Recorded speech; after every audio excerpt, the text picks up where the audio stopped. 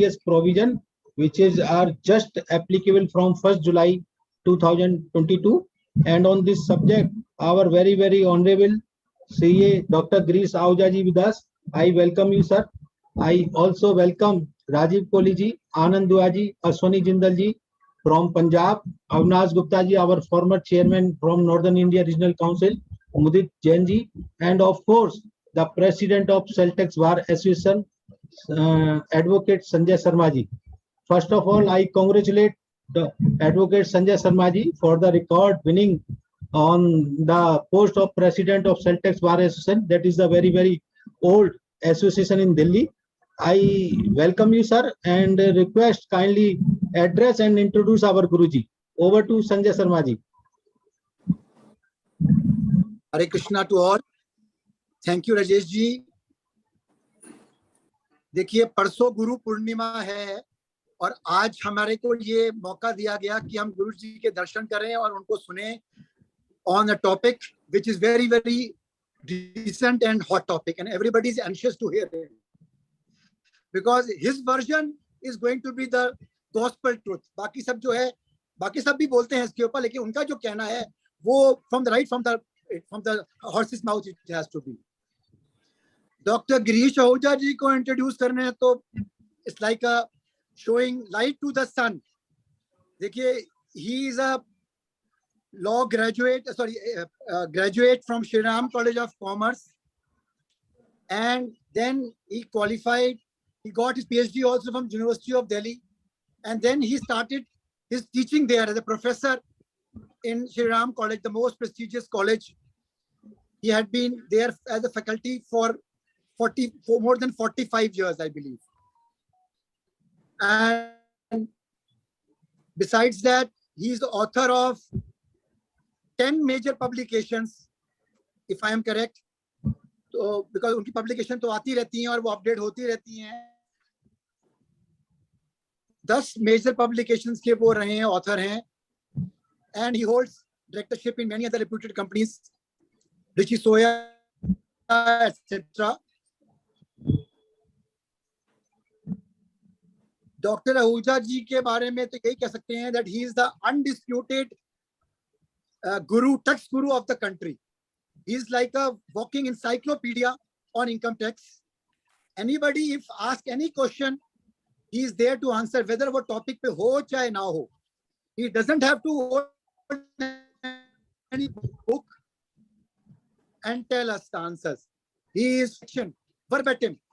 So friends, it is our good luck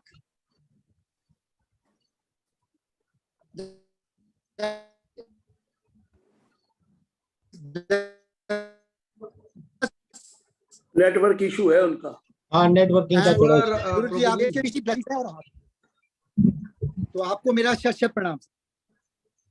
Thank you Sharma ji, and once again we all congratulate you, sir, for your winning as a president of Celtex Bar Association. And with this, I once again welcome our very honorable respected Dr. Girish Ahuja ji. I request Avinash Gupta ji, you would like to speak something? No, sir, thank you for this. I think we all here to listen Guruji on very important topic started from 1st July itself, full of controversy, और बहुत सारी चीजों पे मेरे और sir के विचार भी नहीं मिलते हैं इस पर्टिकुलर टॉपिक के ऊपर. इस पर्टिकुलर टॉपिक पे कई चीजों पे जो है वो है, और मैं सर से बस यही रिक्वेस्ट करूंगा कि कुछ चीजें जो हमारे बीच में है जैसे रीइंबर्समेंट वगैरह, उसके ऊपर सर सीबीडीटी में ठीक करवा दें, वो चीजें वहां पे ठीक करा दें. यही मेरी रिक्वेस्ट है कि जो भी प्रैक्टिकल डिफिकल्टीज है इस टॉपिक पे जो आप अभी सर बताएंगे आगे. मेरे साथ चलिए, मैंने कहा था आपको, आप चल ही रहे. सर रिटर्न का सीजन है सर, इसके बाद चलते हैं. Okay, Chairman Sahab, thank you very much for your kind words, and without taking too much time, I request our Dr. Honorable Girish Ahuja ji, sir. Over to you, sir. Good evening to everyone. The founder of this CP Study Circle, Pusa Road CP Circle, Rajesh Agarwal ji, Karta of the CA family, of course, CA Ashwani Jindal ji,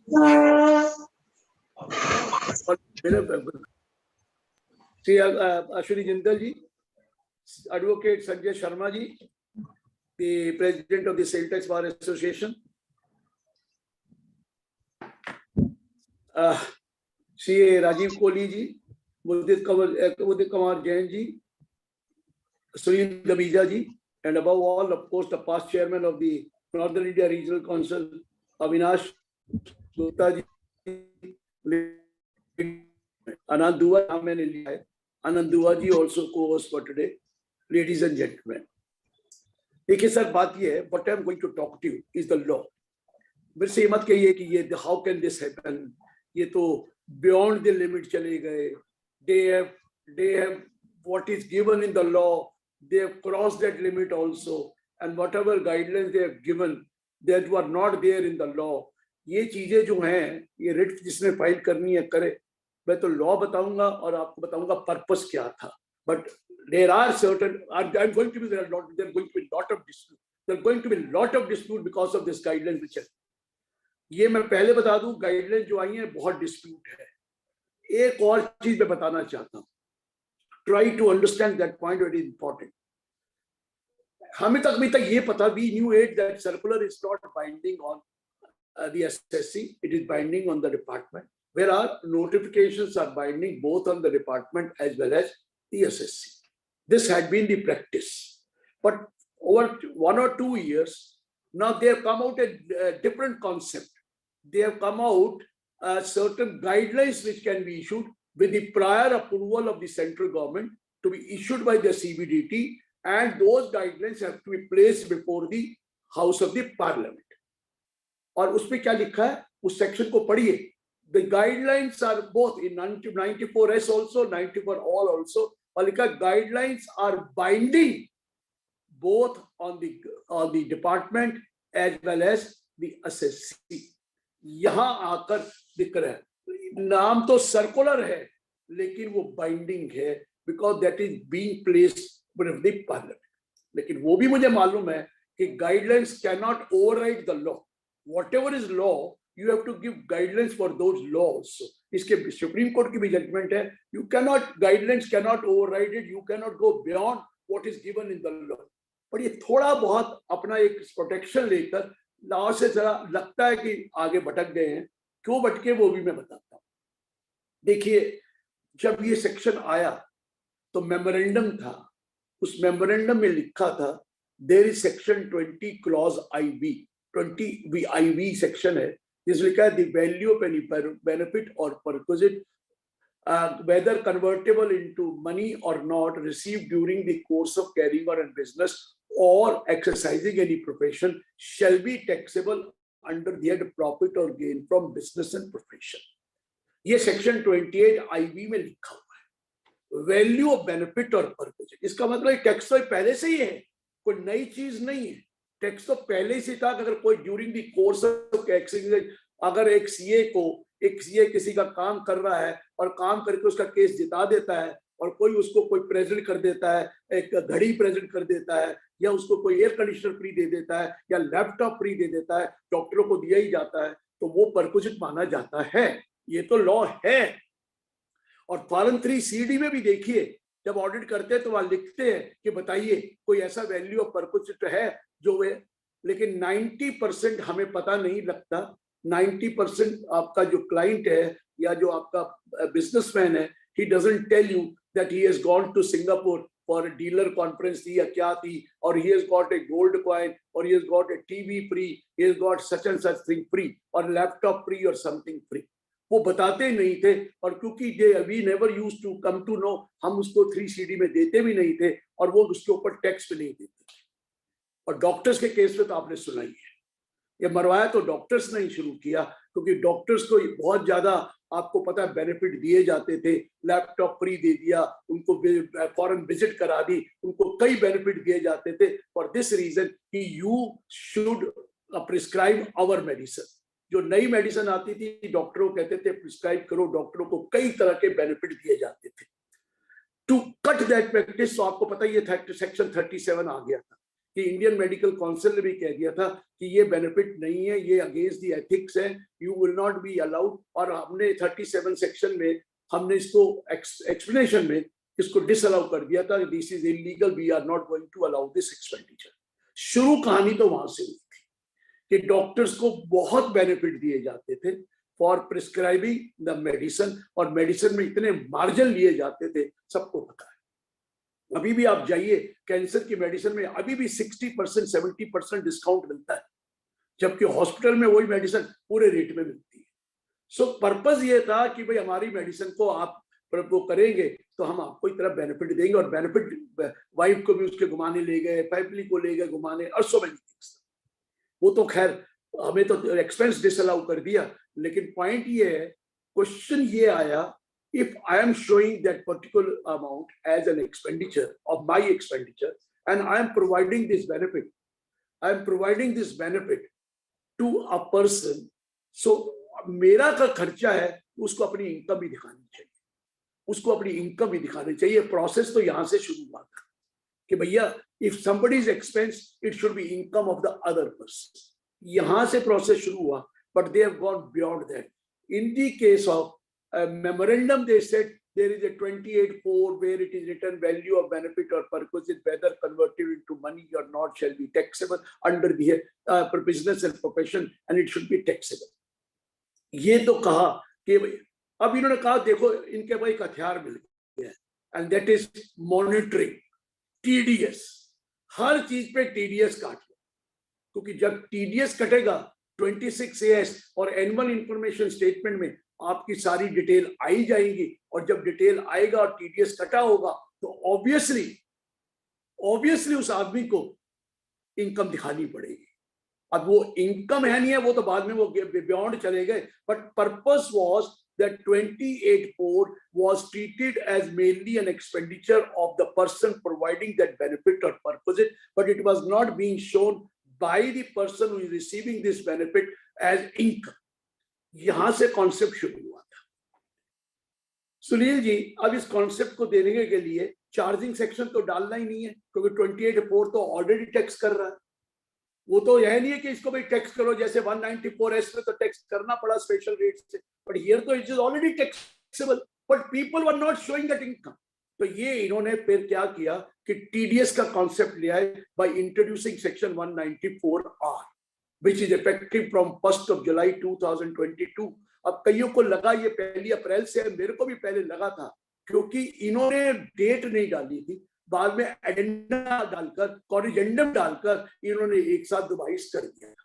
लेकिन मेरे को भी शुरू में beginning में ये लगा, जब हमने शुरू में अब रेडी रेक्टर निकाला तो वहां पर हमने 1 अप्रैल से ही एप्लीकेबल कर दिया। बाद में लगा इस अमेंडमेंट कर दी थी जुलाई 2022। पहला पॉइंट तो ये था। अब क्या किया इन्होंने कहा, एवरी पर्सन रिस्पॉन्सिबल। देखिए पर्सन को ये नहीं कहा कि बिजनेसमैन है, every person responsible for providing any benefit और परक्विजिट, एनी बेनिफिट और perquisite, whether convertible into money or not, whether convertible into money or not, in the course of carrying on a business or from the arising from the business or exercise of profession, arising from the business or exercise of a profession, shall be under an obligation to deduct, to ensure that the tax has been deducted at source before providing such benefit or perquisite, and the tax to be deducted at source shall be 10% of the value of the benefit or perquisite। बात को समझिए क्या करें। Every person, अब ये person businessman हो या ना हो कोई फर्क नहीं पड़ता। मेरा क्लाइंट है, वो इंडिविजुअल भी तो हो सकता है, वो बिजनेस ना भी करता हो। मेरा क्लाइंट है, इंडिविजुअल है, नॉट रनिंग एनी बिजनेस, और कोई भी पर्सन है, he is giving me some benefit or perquisite, he is giving me some benefit or perquisite, whether convertible into money or not, he is giving me that benefit, but that benefit or perquisite a reason to me because of my business or because of carrying on my profession। Profession की वजह से वो मुझे benefit मिला, business की वजह से मिला किससे संजय जी, वो जरूरी नहीं है। मिला किससे जरूरी नहीं है, एवरी पर्सन। मिला किसको है, मुझे मिला, I am carrying on a business or profession. Whose duty? Duty is the person who is providing that benefit or perquisite. Before providing that benefit or perquisite, he has to ensure that tax has been deducted at source and deposited at the rate of. Kohli साहब रात को सो नहीं सके, उनको थोड़ी थोड़ी नींद आ रही है. कोहली साहब व्हाट्सएप वो जो है ना वीडियो को जरा वो कर लो आप. मुझे भी नींद आ जाएगी. Visualizing scenarios where the pharma companies are giving and whitewashing the houses and doing all the things. So those are the scenarios which you are trying to hit. Sir, now it is being hit to everybody, even chartered accountants. Sir, yeah, sir, we are very small fishes, sir. Those are the sharks. Profession. Even a person who is carrying on a vocation, ये संत महात्मा जो vocation करते हैं, वो जो charges लेते हैं, उनको भी कोई बेनिफिट दिया जाएगा, वो भी कवर्ड है. I never said that person providing should be doing business. I am saying the person providing can be any person, individual, HUA, firm, company, AOP, BOI, or anything. Whether carrying on a business or not is nothing to do. But the person who is the recipient, in his case, it must have a reason due to the business or exercise of his profession. मेरी बात को पहले ये समझ में आ गया. And you have to ensure that before providing that services,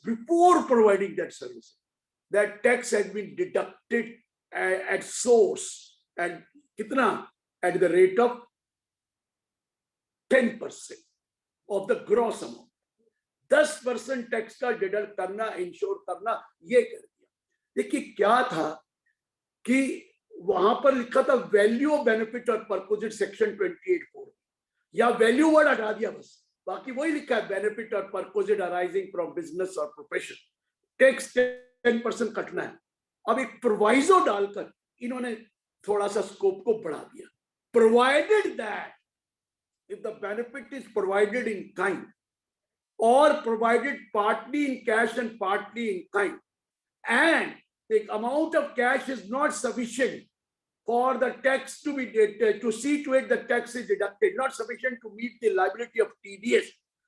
The amount of cash is not sufficient to meet the liability of TDS. In that case, the person providing that benefit should ensure that tax has been deducted.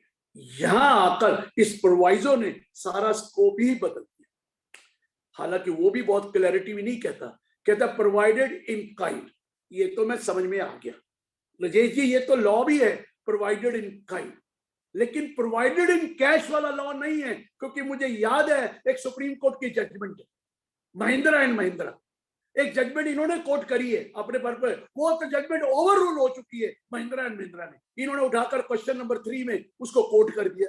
वो तो over rule हो गई. Over rule करके कहा था Mahindra and Mahindra में सुनील जी कि जो बेनिफिट जो उसका वेवर ऑफ लोन था, वो कहता जब वेवर ऑफ लोन है वो तो मनी में नहीं, मनी में है, काइंड में नहीं है. और जो चीज काइंड में नहीं है हम उसको यहाँ पर 28(4) में नहीं लेंगे और ये कर नहीं होगा. ये उन्होंने कहा था वेवर ऑफ लोन.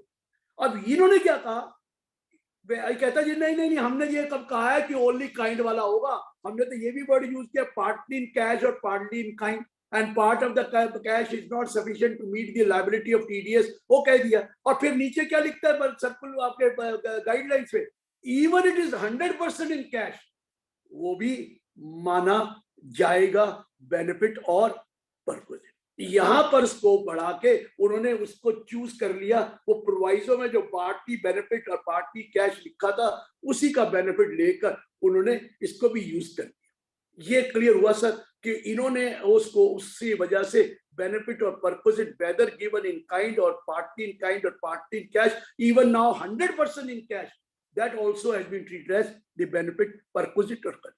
लेकिन उन्होंने एक एग्जांपल दी कि भैया 20,000 से ज्यादा का अमाउंट नहीं है. The value provided, aggregate value or value provided aggregate during the year does not exceed 20,000. There is no need to deduct TDS. Rajesh ji इसका मतलब ये नहीं है कि वो exempt है, कि वो exempt नहीं कहा है, TDS नहीं कटेगा. तो कोहली सर TDS ना कटे, टैक्स तो फिर भी लगना है 28(4) में या कहीं तो लगेगा. इसलिए ये मत सोच लेना कि भैया टीडीएस नहीं करे, अब मॉनिटरिंग नहीं होगी, 20,000 से छोटे केस को छोड़ दिया, लेकिन ये सोचना कि 20,000 से नीचे वाला का जो पर्पस या बेनिफिट दिया गया वो एग्रीगेट इन ईयर उस पर टीडीएस नहीं कटेगा, लेकिन ये कहाँ कहा है कि वो एग्जेम्प्ट होगा? वो तो सिंपल कहा है कि उसके ऊपर टीडीएस नहीं कटेगा। हमने टीडीएस की बात नहीं करी है, लेकिन 20,000 से वाले का उन्होंने क्लियर कर दिया। ये भी क्लियर हो गया सर। अब उन्होंने कहा कि government has a power to issue with the CBDT has a power with the prior approval of the central board of direct taxes they can issue the circular they can issue guidelines. These guidelines will be placed before the parliament. This will be binding not only on the government, not only on the department, but also on the assessee. जब binding nature कर लिया तो जाके लड़ो कि ये कौन सा तरीका, ये कौन से तरीके से यह है, और बाइंडिंग भी है। तो बाइंडिंग का मतलब ये नहीं होता कि आप guidelines can go beyond the law, guidelines can go beyond the law, ये लॉ नहीं। मैं उस इशू पे नहीं आ रहा, मैं डिस्प्यूटेड इशू में बातें नहीं कर रहा। वो तो ड्यूरिंग द कोर्ट में जाकर टाइम होगा कि ये डिस्प्यूट है और ये कैसे होगा, मुझे उसका मतलब नहीं है। मुझे लॉ पढ़ाना है, मुझे लड़ाई नहीं करनी है। जिसको लिटिगेशन करना है जाकर जाए, फाइल करें, कॉन्स्टिट्यूशनली उसकी करें, दैट इज ए डिफरेंट। मैं तो इस वक्त लॉ पढ़ा, कोई कह रहा है डिस्प्यूट है, बहुत डिस्प्यूट है, मैं मानता हूँ, लेकिन मैं तो इस वक्त लॉ की बात कर रहा हूँ। मैं वो केसेस नहीं कोट कर रहा कि उसमें ये लिखा है, फलाने सुप्रीम कोर्ट के केस में ये लिखा है, फलाने में ये लिखा है। पहले लॉ तो समझ में आ जाए, फिर देख लड़ेंगे ना। पहले तो आप वो क्यों अपने लिटिगेशन में पढ़ते हो सारा, इसलिए मैंने ये कह दिया। सो गाइडलाइंस इशू हुई है और आपको पता है, और गाइडलाइंस इशू रिसेंटली हुई है और उसकी क्या पोजीशन। आइए अब आगे बढ़े। ये तो टीडीएस के प्रोविजन थे। अब गाइडलाइंस में उसने क्या कहा, 10 गाइडलाइंस के क्वेश्चन दिए, 10 क्वेश्चंस इन द गाइडलाइंस। वो क्या कहता है, is it necessary that the benefit और perquisite which you are providing, you should see to it that it is taxable in the hands of the recipient or not. क्या ये necessary है देखना कि वो income chargeable to tax recipient के हाथ में है कि नहीं? वो कहता बिल्कुल नहीं। हमने कहा है कि ये कुछ, हमने तो कहा अगर आप बेनिफिट प्रोवाइड कर रहे हो, परक्विजिट प्रोवाइड कर रहे हो, तो this is not our duty to find out whether that amount which is benefit और perquisite being given to the recipient is taxable in his hand और not. We are not concerned. Example दे दिया, हो सकता है वो 28(4) में taxable ना हो, लेकिन वो 41(1) में तो हो सकता है। 41(1) में वही वेवर ऑफ लोन क्या, तो वो भी तो हो सकता है। हो सकता है वो 28(4) में ना हो सकता है 41(1) में ना हो, लेकिन राजीव जी वो 56 में भी तो हो सकता है, 56(2)(10) में भी हो सकता है। तो उन्होंने कह दिया it is not our duty to find out.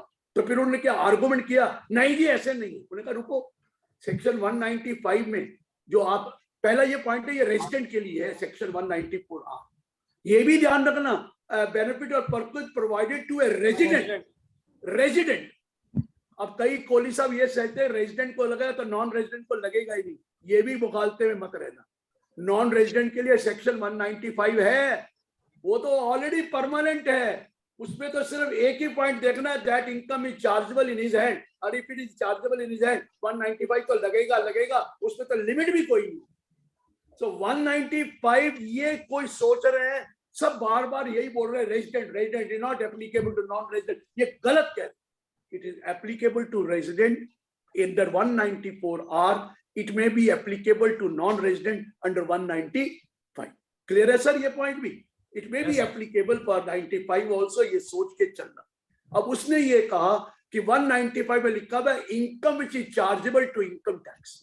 वहां पर हमें देखना है कि whether it is chargeable to income tax और नॉट। अगर वो चार्जेबल टू नहीं है तो हमें टीडीएस नहीं काटना, लेकिन यहां पर ये नहीं लिखा है that income should be chargeable. वो लिखा you have to deduct tax at the rate of 10% of the amount of the value of the benefit और कंसीडरेशन। ये कहां लिखा है कि बेनिफिट और कंसीडरेशन टैक्सेबल होना चाहिए? कहता हमने तो ऐसा लिखा ही नहीं, और बात भी तो सही है। वैसे तो हमें ये, इस चीज में मैं एग्री करता हूं कि उनका पर्पस ये अब नहीं था, बेसिकली तो यही था कि 28(4) में पकड़ा जाए, लेकिन वो एक बियॉन्ड द लिमिट चले गए। तो फिर उन्होंने वर्ड लिखा नहीं है 28(4) में, सिर्फ मेमोरेंडम में है, लॉ में तो नहीं लिखा ना टैक्सेबल अंडर 28(4). लॉ में तो नहीं लिखा ना, सेक्शन में तो नहीं आया। मेमोरेंडम में तो बहुत चीजें आती हैं, सेक्शन में 28(4) का कहीं जिक्र नहीं है कोहली साहब।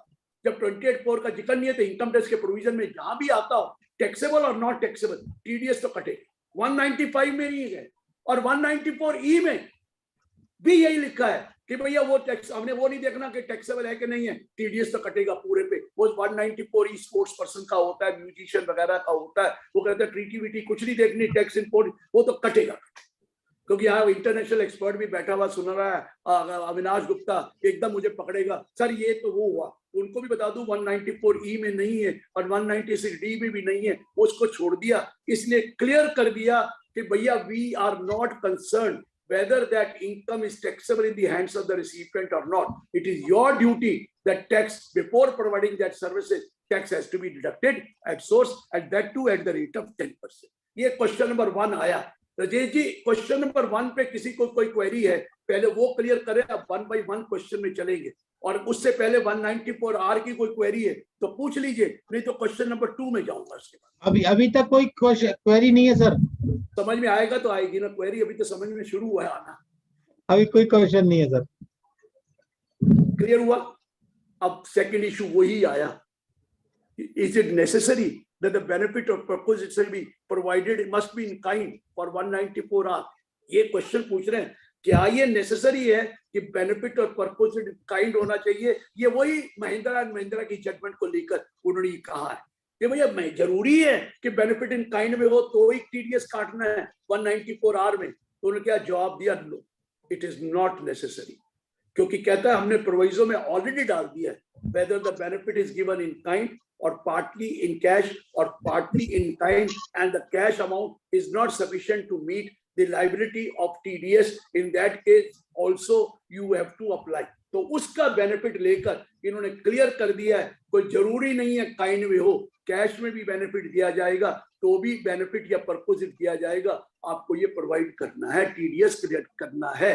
और चाहे वो उसके हाथ में टैक्सेबल है ये नहीं है, वो तो क्वेश्चन नंबर 1 में कह दिया, 2 में कह दिया, काइंड में भी करना है क्योंकि हमने प्रोवाइजो में ऑलरेडी डाला। लेकिन प्रोवाइजो में महिंद्रा के बारे में जिक्र नहीं किया, वो सीधा कह दिया कि भाई काइंड और कैश हो, पार्टी हो, फुल्ली हो, it is going to be TDS has to be deducted if the benefit. लेकिन Rajesh ji what is benefit और परपोजिट ये डिफाइन नहीं किया, पूरे एक्ट में कहीं डिफाइन नहीं किया क्या बेनिफिट और परपोजिट होगा। वो कहता आप सोचो, is it going to benefit that recipient directly और इनडायरेक्टली? वो भी अभी आ रहा हूं, वो बेनिफिट और परपोजिट अगर डायरेक्टली या इनडायरेक्टली है तो इस केस में टीडीएस काटना ही काटना है। वो आप जिम्मेवार नहीं है कि उसके हाथ में टैक्स लगे ना लगे, वो तो हम देखेंगे ना। जब टीडीएस उसके 26 AS में आएगा तो हम देखेंगे उसने इनकम दिखाई कि नहीं दिखाई। मेरी बात को समझ में आया? आपको टीडीएस काट के जमा कराना है और उसके 26 AS में वो आएगा ही आएगा अमाउंट ऑफ टीडीएस, और उसको उसने क्रेडिट लेना ही लेना है। 10% नहीं लेगा तो वैसे भी वो उसके 143(1) में आ जाएगा कि तेरी ये मैच नहीं कर रहा, ये इनकम क्यों नहीं आई, क्योंकि तूने टीडीएस कटा है। फिर वो एक्सप्लेनेशन देगा कि जी ये टैक्सेबल है कि नहीं है, वो तो हम देखेंगे ना। तेरे सर उसने पेन नंबर देना ही नहीं अपना जिसने गिफ्ट लेनी है। अरे सर डिडक्टर को टीडीएस काटना है, डिडक्टर नहीं तो एक्सपेंस क्लेम कर ही नहीं सकता। डिडक्टर को रिटर्न उसको टीडीएस देखना, आगे क्वेश्चन में बताऊंगा ना। डिडक्टर वो पैन नंबर नहीं देगा तो डिडक्टर टीडीएस कैसे काटेगा? अपनी जेब से भी कराएगा तो भी क्रॉस अप करना, वो थोड़ी देर में बताऊंगा। उसको देना ही पड़ेगा, उसको देना ही पड़ेगा। डिडक्टर को डिडक्शन देने वाले नहीं है। और एक और बात है, टीडीएस नहीं काटेगा तो डिडक्टर का एक्सपेंस में 30% डिसअलाउंस भी होगा 40A IA में। अरे 40A IA भी तो लगेगा, बिल्कुल लगेगा सर। अगर टीडीएस नहीं काटा तो 30% डिसअलाउ भी करेंगे उसको। उसने टीडीएस नहीं काटा और टीडीएस काटा, उसके 26 AS में आ गया और 26 AS में आते ही उससे पूछा जाएगा बता भाई ये क्या है। क्लियर है सर? ये क्रॉस चेकिंग है, ये दिमाग खराब कर दिया है। कहते हैं कि हमारा पर्पस रेवेन्यू कलेक्शन करना नहीं, क्या झूठ बोलते हैं। 1% हो तो मालूम, 10% काट रहे, कह रहे रेवेन्यू कलेक्शन नहीं है। कोहली साहब 57-8% के करीब पैसा टीडीएस से आता है, 58% पैसा टीडीएस से आ रहा है टोटल का। सर वैसे ज्यादा ही आ रहा है 60%। Sir, when PAYE was introduced in the 50s in UK, the entire concept was that you get from TDS the income, because एक बार हाथ में पैसे को टैक्स देकर राजी नहीं होता।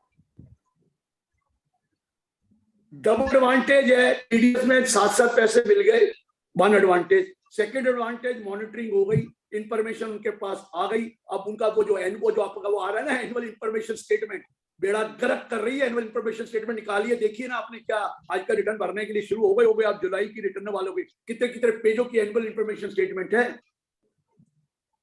Sir, but it has inherent deficiencies also. Sir. एक डिविडेंड मिलाने के लिए 5 दिन लगे हैं मुझे। जिसके डिविडेंड आता है बाद में हमने देखना है किसी में टीडीएस कटा है, किसी में नहीं कटा है। आपको पता ही है टीडीएस कैसे कटता है, क्योंकि एग्रीगेट अमाउंट है, किसी ने टीडीएस पहले नहीं काटा, बाद में काट दिया है। और डिविडेंड किसी ने इंटरिम डिविडेंड दिया, उस वक्त 2500 से कम था, बाद में डिविडेंड दिया 2500 से ऊपर हो गया, उससे पूरे पे काटा। अरे सर, डिविडेंड बनाने के लिए टाइम लग गया।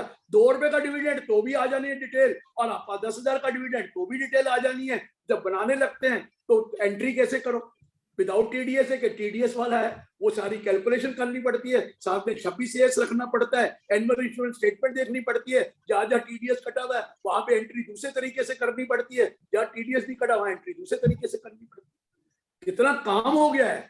आप इजी तो हो गया कि हमें पता लग गया कि उसके बाद ये सब डिविडेंड आया है, पहले तो बताते ही नहीं थे ना। तो you come to know everything whether TDS deducted or not, the income is shown in the 26 years or even your annual information statement. आप देख ही रहे हैं क्या क्या डिटेल आई है। कन्वीनियंस भी कह लो, मुश्किल भी कह लो, कंपैरिजन करते करते दिमाग खराब हो जाता। ठीक है जी, क्योंकि जब आपके पास डिविडेंड आता है आप बॉदर तो करते नहीं, आ गया अकाउंट में, चलो ठीक है एंट्री करनी है, तो उसमें देखते नहीं टीडीएस कट के आया है कि क्या आया, नहीं तो उस वक्त एंट्री करवाओ। इंफॉर्मेशन तो आती है, लेकिन हम कहते कर लेंगे। जब साल भर खत्म होता है, जून का महीना खत्म हो जाता है, जुलाई में आके घबराहट शुरू हो जाती है कि यार ये तो 200 कंपनियों से डिविडेंड आया है, एक एक कंट्री का टैली करना पड़ेगा, इंटरिम भी आया है, अदरवाइज भी आया है, उसको टैली करिए कभी गड़बड़ ना हो जाए। सर एडवांस ऐसी लायबिलिटी भी है, एडवांस ऐसी लायबिलिटी वो तो है ही है, वो तो अलग बात है। और पहले ये तो हो जाए कि इनकम दिखा दी कि नहीं दिखा दी पूरी, एडवांस पे की लायबिलिटी तो बाद में, जब टीडीएस कटा था पूरी लायबिलिटी उसको दिखाना पड़ेगा। So this is what I am saying कि अब उन्होंने क्लियर कर दिया, it is not necessary that this benefit और purpose should be in kind, clear कर दिया। अब कुछ जजमेंटें आई थी, कुछ कैपिटल एसेट दो तो उस केस में कि वो इनकम नहीं मानी जाती, कैपिटल रिसीट है, वो कहता रुक जा, कोई भी कैपिटल एसेट दोगे या कैपिटल रिसीट हो, हमें नहीं लेना देना, आपको तो टीडीएस काटना ही काटना है। क्योंकि ऐसा भी तो हो सकता है वो कैपिटल रिसीट 56(2)(10) में आ गई हो, वहां भी तो आ सकती है, अगर यहां ना आई तो वहां आ गई हो। आपने को कैपिटल रिसीट हो या कैपिटल एसेट दी गई हो, जो बेनिफिट और परक्विजिट है, जैसे आपने उसको कार दे दी, सोने का सिक्का दे दिया, उसको आपने टीवी फ्रिज दे दिया, रेपो दे दिया, आप उसको बाहर घुमाने चले गए, कहा सिंगापुर ले गए या उसको बैंकॉक घुमाने ले गए, लेके जाते हैं, आपको पता है वो सारे के सारे उनका टीडीएस कटेगा भाई साहब, पूरा टीडीएस उसमें कटेगा, चाहे कैपिटल एसेट। फिर उन्होंने 6 केसेस भी दिए, तो उसमें वेवर वाला मैंने बता दिया, उसके अगेंस्ट तो कब आया है। फिर उसने कहा कार फ्री में दी गई तो भी होगा, एक आपने कोई उससे डील किया था वो बाद में फोरफिट हो गया तो वो भी माना जाएगा, तो वो भी कैपिटल गेन, उसको भी लिया जाएगा। फिर उन्होंने कई तरह के दे दिए, डायरेक्टर को फर्नीचर पिक्चर वगैरह फ्री दिया, वो भी परक्विजिट माना जाएगा, डायरेक्टर भी तो है ना, तो उसका माना जाएगा। सारी उन्हें 6 एग्जाम्पलें देकर क्लियर कट कर दिया कि कैपिटल एसेट हो या कैपिटल रिसीट हो, we are not going to bother anything, it is you have to value that asset and deduct the TDS on that. Clear हुआ सर? यहां तक क्लियर हुआ? और राजेश जी यहाँ तक कोई क्वेश्चन है? क्वेश्चन तो अगले में शुरू होगा, अभी तक कोई क्वेश्चन है तो पूछ लीजिए। कोई नहीं सर, कोई क्वेश्चन नहीं है सर। आगे बढ़ते हैं। अब आया 90% टाइम में कैश डिस्काउंट दिया जाता है, रिबेट दी जाती है in the form of credit note, या आपको दे दिया, या कोई क्वांटिटी डिस्काउंट दिया जाता है, ऐसा चीजें देते हैं कस्टमर को। क्वांटिटी डिस्काउंट, कैश डिस्काउंट, ये फाइनेंशियल वाली एप्लीकेशन है या दूसरी एप्लीकेशन है, देते हैं। जो कैश डिस्काउंट दिया जाता है, आपको पता है उसमें जीएसटी की बातें मैं नहीं कर रहा, क्योंकि वो जीएसटी में क्रेडिट नोट जो दिया वो तो मिल जाता है, जो कैश डिस्काउंट दिया जाता है वो तो बाद में दिया जाता है, उसका जीएसटी का रगड़ा पड़ता है, जो भी है। कहता है वैसे तो जो डिस्काउंट दिया गया, क्वांटिटी डिस्काउंट है या रिबेट है या कैश डिस्काउंट है, या तो बिल में दे दिया गया या बाद में दिया गया क्रेडिट नोट द्वारा, व्हाटएवर, कहता है वो हमें वो बेनिफिट परक्विजिट तो है, it's not that it is not benefit और पर्पस, बट हमने उसके लिए एक आपको कह दिया, अगर वो बेनिफिट और पर्पोजिट है तो वो आपके रेवेन्यू से कम हो जाता है, और दूसरे की जो परचेज होगी वो हमेशा उससे उतना कम हो जाएगी परचेज, तो आपकी रेवेन्यू कम हुई तो उसका भी तो खर्च, बुकिंग जो हुई एक्सपेंस की वो कम हुई। तो चलो इस केस में हम ये रिबेट और डिस्काउंट में हम टीडीएस काटने की जरूरत नहीं है, लेकिन सिर्फ जो इस नेचर का रिबेट हो, डिस्काउंट हो, कैश डिस्काउंट हो, क्वांटिटी डिस्काउंट हो, उसमें दिया गया उस पे टीडीएस नहीं काटना। और कोई चीज दी गई तो रुक जाना, सब पे टीडीएस कटेगा। फिर एक सवाल उन्होंने एक एग्जांपल दे दी कि जैसे उसने 10 आइटम बेची और कहा 10 आइटम के साथ 2 आइटम मैं फ्री देता हूँ, जो 10 बाई करेगा 2 फ्री देंगे, जो 100 बाई करेगा 5 फ्री देंगे। ऐसे होता है, स्कीमें होती है इनकी कि क्वांटिटी के साथ। वो कहता अगर वही आइटम दोगे जिसपे आप डील कर रहे हो वही फ्री दोगे, तो कहता फर्क नहीं पड़ता। आपने 10 के साथ 2 फ्री करी तो 10 की कीमत में समझो आपने 12 चीजें बेची, और उसने खरीदने वाले ने 12 की कीमत वही है जो 10 में खरीद, तो इसलिए भी कोई फर्क नहीं पड़ेगा। मेरा मतलब ये है 10 के साथ 2 फ्री दे रहे हो तो आप सेल कितनी बुक कर रहे हो, 10 की, तो हम मान लेंगे ये 12 आइटम की सेल है, और जो परचेजर है वो 10 के बदले 12 मिली, और वो कहेगा 12 का कॉस्ट वही है जो 10 की कॉस्ट थी। तो इसलिए उन्होंने कह दिया इसमें हमें कोई दिक्कत नहीं है अगर ये। लेकिन सपोज कीजिए एक चीज के बाद हमने कोई और प्रोडक्ट उसको फ्री दे दिया, वो नहीं, सेम प्रोडक्ट हमने उसके साथ स्कीम में रखा है, 10 के बाद 2 फालतू ले लो, ये ले लो, तब तो ठीक है। लेकिन 10 के साथ आप किसी और चीज को दे देंगे तो उसका तो टीडीएस कटेगा, क्योंकि फिर वो बिलिंग में नहीं आता ना। वो तो ये तो बिलिंग में ही आ गया, 12 आइटम की कीमत 10 की, जो 10 रुपए की एक चीज है, 100 रुपए की, तो 100 रुपए की 12 आइटम, वो तो ठीक है। लेकिन कोई और आइटम दे दी फ्री उसके साथ कि आप ये करो तो आपको गोल्ड सिक्का के लिए फ्री दिया जाएगा, 50 आइटम लो एक गोल्ड सिक्का फ्री, 50 आइटम लो आपको ये माउंट ब्लैक का पेन फ्री, अब ये लो आपको ये चीज फ्री।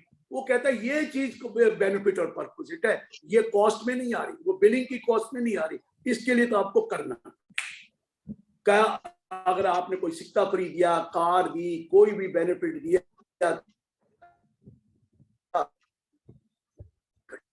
कोई आपको उसको विजिट में उसकी कटेगा, उसको आईपीएल की फ्री टिकट, मैच कोई देख देखिए मैच होता है तो आपको बॉक्सेस में कितने आदमी फ्री टिकट देते हैं कि लो आप 50 टिकटें आपकी फैमिली के लिए, 10 टिकटें 20 टिकटें देते हैं। वो अलग बात है कि टोटल 20,000 रुपया है, 20,000 के नीचे है तो फिर नहीं टीडीएस है। लेकिन अगर वो बेनिफिट जो टिकट्स फ्री दी गई 20,000 से ऊपर की हैं और उस आदमी को दी गई कस्टमर को, obviously during the course of carrying on a business और एक्सरसाइज ऑफ प्रोफेशन है, ऑब्वियसली उस केस में टीडीएस तो कटेगा। फ्री टिकट देना, कोई इवेंट का टिकट दे देना, कहीं जी ये कर ली, ये इवेंट है आप वहां पर फ्री जाइए, हम आपको उसका सारा दे बेनिफिट, तो वो भी इसने कवर कर दिया। क्लियर हुआ ये पॉइंट, ये कवर। अब सबसे ज्यादा मुसीबत डाली है डॉक्टरों वाली। वो कह रहा फ्री सैंपल दिए गए डॉक्टर को, और वो हॉस्पिटल में एम्प्लॉई है डॉक्टर, एक डॉक्टर है वो हॉस्पिटल में एम्प्लॉई है, और फ्री सैंपल उस डॉक्टर को दिए गए। पता क्या कहते हैं, हमें नहीं पता, आप ये जो बेनिफिट दिए गए हॉस्पिटल का टीडीएस काट लो, हॉस्पिटल का टीडीएस काटो। अल्टीमेटली किसके बेनिफिट के लिए, एम्प्लॉय ऑफ दैट हॉस्पिटल। तो वो हॉस्पिटल फिर आगे देगा तो 192 में काट लेगा, वो परपोजिट 192 में हो जाएगा। अरे यार सैंपल, दवाइयों के सैंपल अगर दिए गए तो वो एम्प्लॉय, वो डॉक्टर क्या कर रहा है, क्या वो अपने लिए यूज कर रहा है? लेकिन उन्होंने क्लियर कर दिया कि कोई भी सैंपल, भाई चलो कहते हैं लैपटॉप वगैरह दिया जाए वो तो ठीक है, अब फ्री सैंपल मेडिसिन के दिए गए, वो कहता है जी आपने मेडिसिन के फ्री सैंपल दिए एम्प्लॉय को, डॉक्टर जो एम्प्लॉय है, कहता है उस केस में आपको टीडीएस हॉस्पिटल का काटना है, एम्प्लॉय का नहीं, हॉस्पिटल का काटना है। आप अपना टीडीएस काट लीजिए, और हॉस्पिटल जब वो बेनिफिट आगे मानेगा कि वो एम्प्लॉय को दिया गया तो वो एम्प्लॉय की 192 में परकोजिट ले देगा।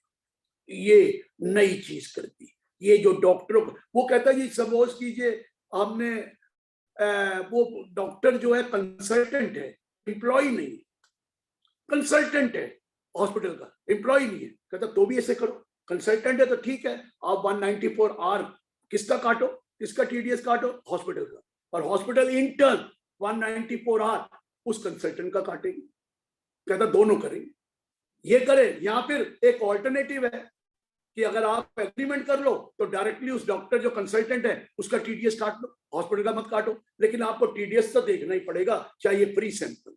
यहां आकर मैं जरा अजीब लगता है, आप कहते हैं कोई काइन में दी गई, कोई बेनिफिट दिया गया, वो अब फ्री सैंपल डॉक्टरों को दिए गए तो डॉक्टर क्या अपने लिए यूज करता है, क्या बेनिफिट उसको मिलता है? लेकिन उन्होंने इसको भी कवर कर दिया है ये फ्री सैंपल का, और कह रहे आपको ये करना पड़ेगा चाहे आप कुछ भी कर। ये जो चीजें आई ना डॉक्टर्स के लिए, तो पीछे उनका नजला गिर गया पूरा कि भाई उसके ऊपर आपने जो दिया उसके ऊपर तो हम इसको डब्बा नहीं है। और वैसे डायरेक्टली दोगे, अब चार्टर्ड अकाउंटेंट को कोई बेनिफिट दोगे तो आप क्लियर है, तो वो डॉक्टर को डायरेक्टली फ्री सैंपल दोगे तो क्लियर है। चार्टर्ड अकाउंटेंट को लैपटॉप फ्री दे दे अगर आपका क्लाइंट तो फ्री है, हमें तो सिर्फ फीस नहीं देते, क्लाइंट क्या देगा, वो हमें लैपटॉप क्या देगा, फीस ही नहीं देते 2-2 साल, हमें तो कोई बेनिफिट देते ही नहीं है, लेकिन बाकी बेनिफिट तो मिलते ही है ना सर।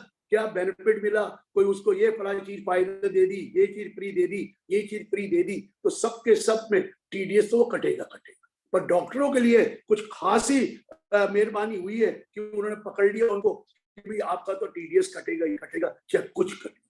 बाकी तो आपको बोला कोई गोल्ड कॉइन, कोई वे वो जो भी आप देंगे उस पर तो जो भी डॉक्टर, चाहे वो प्रोफेशन वाले को मिला है चाहे वो बिजनेसमैन वाले को मिला है, वो पूरा का पूरा टीडीएस तो आपको कटना ही पड़ेगा।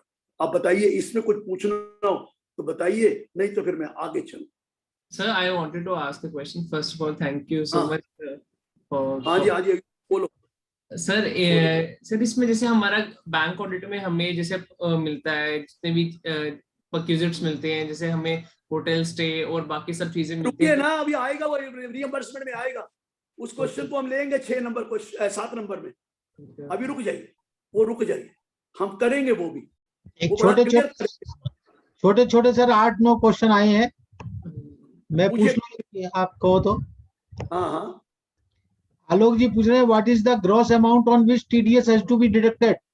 अभी 5वां सवाल यही है, वैल्यू कैसे निकालेंगे परक्विजिट की और बेनिफिट की।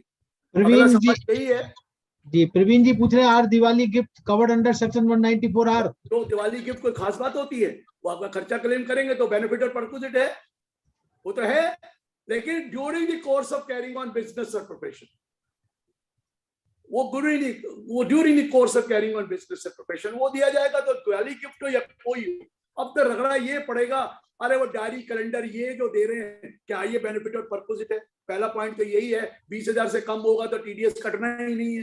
दूसरी बात ये है, कई बार ऐसी चीज दे दे, क्योंकि हमारे तो इलेक्शन के टाइम पे भी ऐसी ऐसी डायरियां मिली हैं कि पूछो नहीं। सर 20,000 से नीचे है, पर वो 20,000 से नीचे है। वो ठीक है, अगर 10 मेरे को दे जाए तो 20,000 से नीचे तो नहीं हुई। चलिए ठीक है, but what I am trying to explain is वो 20,000 से नीचे का मतलब सिर्फ टीडीएस के लिए है, इनकम तो फिर भी है। लेकिन जहां पर देखिए, अब मुझे कोई पूछता बोर्ड लगाया हुआ है कोका कोला ने, नीचे उसका डीलर का नाम है, तो वो बेनिफिट थोड़ी है, वो कोका कोला का एडवर्टाइजमेंट है, उन्होंने तो अपना बोर्ड लगा के अपना नाम तो डीलर का नाम है, वो इससे बेनिफिट नहीं किया। ये डायरी कैलेंडर भी छोटी छोटी चीजों में ऐसा वो करने वाले नहीं है, लेकिन उनका पर्पस तो ये है कि किसी की गाइड, जैसे ये कैश को पकड़ा, कि किसी तरीके से बेनिफिट ना दिया जाए और वो आप टैक्स से ना, बस उनका पर्पस ये है। डॉक्टरों को पकड़ा था सैंपल की वजह से पकड़ा ना, कोई लैपटॉप फ्री देता था डॉक्टर को, कोई फ्री बेटे को घुमाने ले जाता था, कोई डॉक्टरों को पता नहीं क्या क्या मिलता था, क्योंकि मार्जिन ज्यादा था इसलिए उनको ज्यादा मिलता था। हम लोगों के माल हमें मिलता ही क्या है जो हमें ज्यादा बेनिफिट दे, वो तो अयूब जी सानी साहब यही कह रहे हैं, हमारा उसका क्या होगा जो हम तो वो खर्चा करते हैं उसका, और उसमें क्या थोड़ा बहुत आप बचा लेते थे कि चलो भाई इतना ये खर्च नहीं किया, वो हमारा रिइंबर्समेंट है, वो बैक टू बैक रिइंबर्समेंट नहीं, उसके बारे में अभी बात करूंगा। उसने कहा आपकी इनकम है जो वो डाल लो, जो बेनिफिट जो बैंक ने आपको एयर टिकट का ये पैसे, ये वो पैसे, वो अपनी इनकम मानो, उधर वो फीस लो अपनी, वो तो ये कह रहे हैं, वो तो अभी आएगा ना भाई, बातें तो वही करनी, यही चीज है। हाँ, और कोई क्वेश्चन?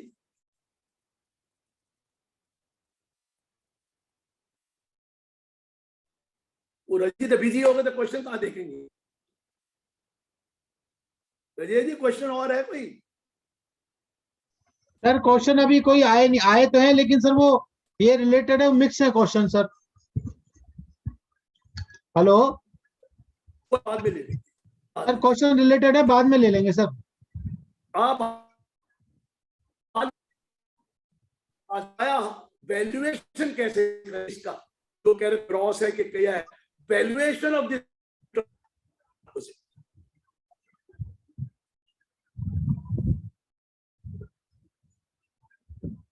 कैसे जो आपने परचेज किया है, परचेज करके वो बेनिफिट दे रहे हैं, तो आपको उसकी वैल्यूएशन वो ग्रॉस अमाउंट है। कोई ऐसा नहीं कि कोई भी चीज आपने लेकर आगे दी है, लैपटॉप खरीदा और खरीद के आगे दे दिया, ऑब्वियसली वैल्यू तो पता है। आपने कार लेकर दे दी, वैल्यू तो पता है। टीवी लेकर दे दिया, वैल्यू तो आपको पता है, यू हैव परचेज दैट। तो where is the question of value? Valuation is very clear, you bought it, the purchase value the value of purchase benefit, और उसके ऊपर टीडीएस काट लीजिए। अब दूसरा कहता है खुद करते हैं, मैन्युफैक्चर करके फ्री दे दे, तो कहता है value which is to the customer, जो वैल्यू आप कस्टमर को चार्ज है वो वैल्यू मानी जाएगी। अब यहां पर अजय जी फर्क पड़ गया, कस्टमर का क्या मतलब? एक मारुति वाले के लिए डिस्ट्रीब्यूटर कस्टमर है और कस्टमर का डिस्ट्रीब्यूटर आगे है। मेरे बात को समझ रहे? तो कस्टमर का मतलब क्या, हम होलसेल प्राइस वाला देखेंगे जो डिस्ट्रीब्यूटर को दिया, डिस्ट्रीब्यूटर का देगा, डिस्ट्रीब्यूटर आगे रिटेलर करता है, वो डिस्ट्रीब्यूटर ने कार बेची एक दुकानदार को या एक इंडस्ट्री वाले को, तो वो बेनिफिट परपोजिट अलग हो गया। मेरी बात को समझ रहे हैं? तो वो कह रहा है जी अगर जो मैन्युफैक्चरर है तो मैन्युफैक्चरर, अब कस्टमर आपका डायरेक्ट तो डिस्ट्रीब्यूटर का हो, अब डिस्ट्रीब्यूटर के पास चीज आई, अगर वो आगे देता है कंज्यूमर को, वो तो जो वैल्यू उसने लगाई, जिस बेनिफिट पे परपोजिट कटा, वो आगे उससे चार्ज करेगा। तो मेरा पॉइंट ये है, या वर्ड कस्टमर लिखा है, कस्टमर का मतलब कंज्यूमर नहीं है, उसका जो कस्टमर है। मैं हो सकता है डायरेक्टली भी बेच रहा हूं और हो सकता है कंज्यूमर को डायरेक्टली भी बेच रहा हूं और कस्टमर को भी बेच रहा हूं। पहले तो वो कंज्यूमर क्या होना चाहिए? He must have received during the course of carrying on business and profession. अगर वो कंज्यूमर बिजनेस एंड प्रोफेशन नहीं कर रहा तो मतलब ही नहीं है, तो मतलब ही नहीं। लेकिन वो कस्टमर है जो मेरे बिजनेस एंड प्रोफेशन कर रहा है, तो मेरे दो कस्टमर है, एक मेरा डिस्ट्रीब्यूटर है, वो भी मेरा कस्टमर है, एक मैं कंज्यूमर को डायरेक्टली बेचता हूँ, दोनों की प्राइसेस अलग अलग है।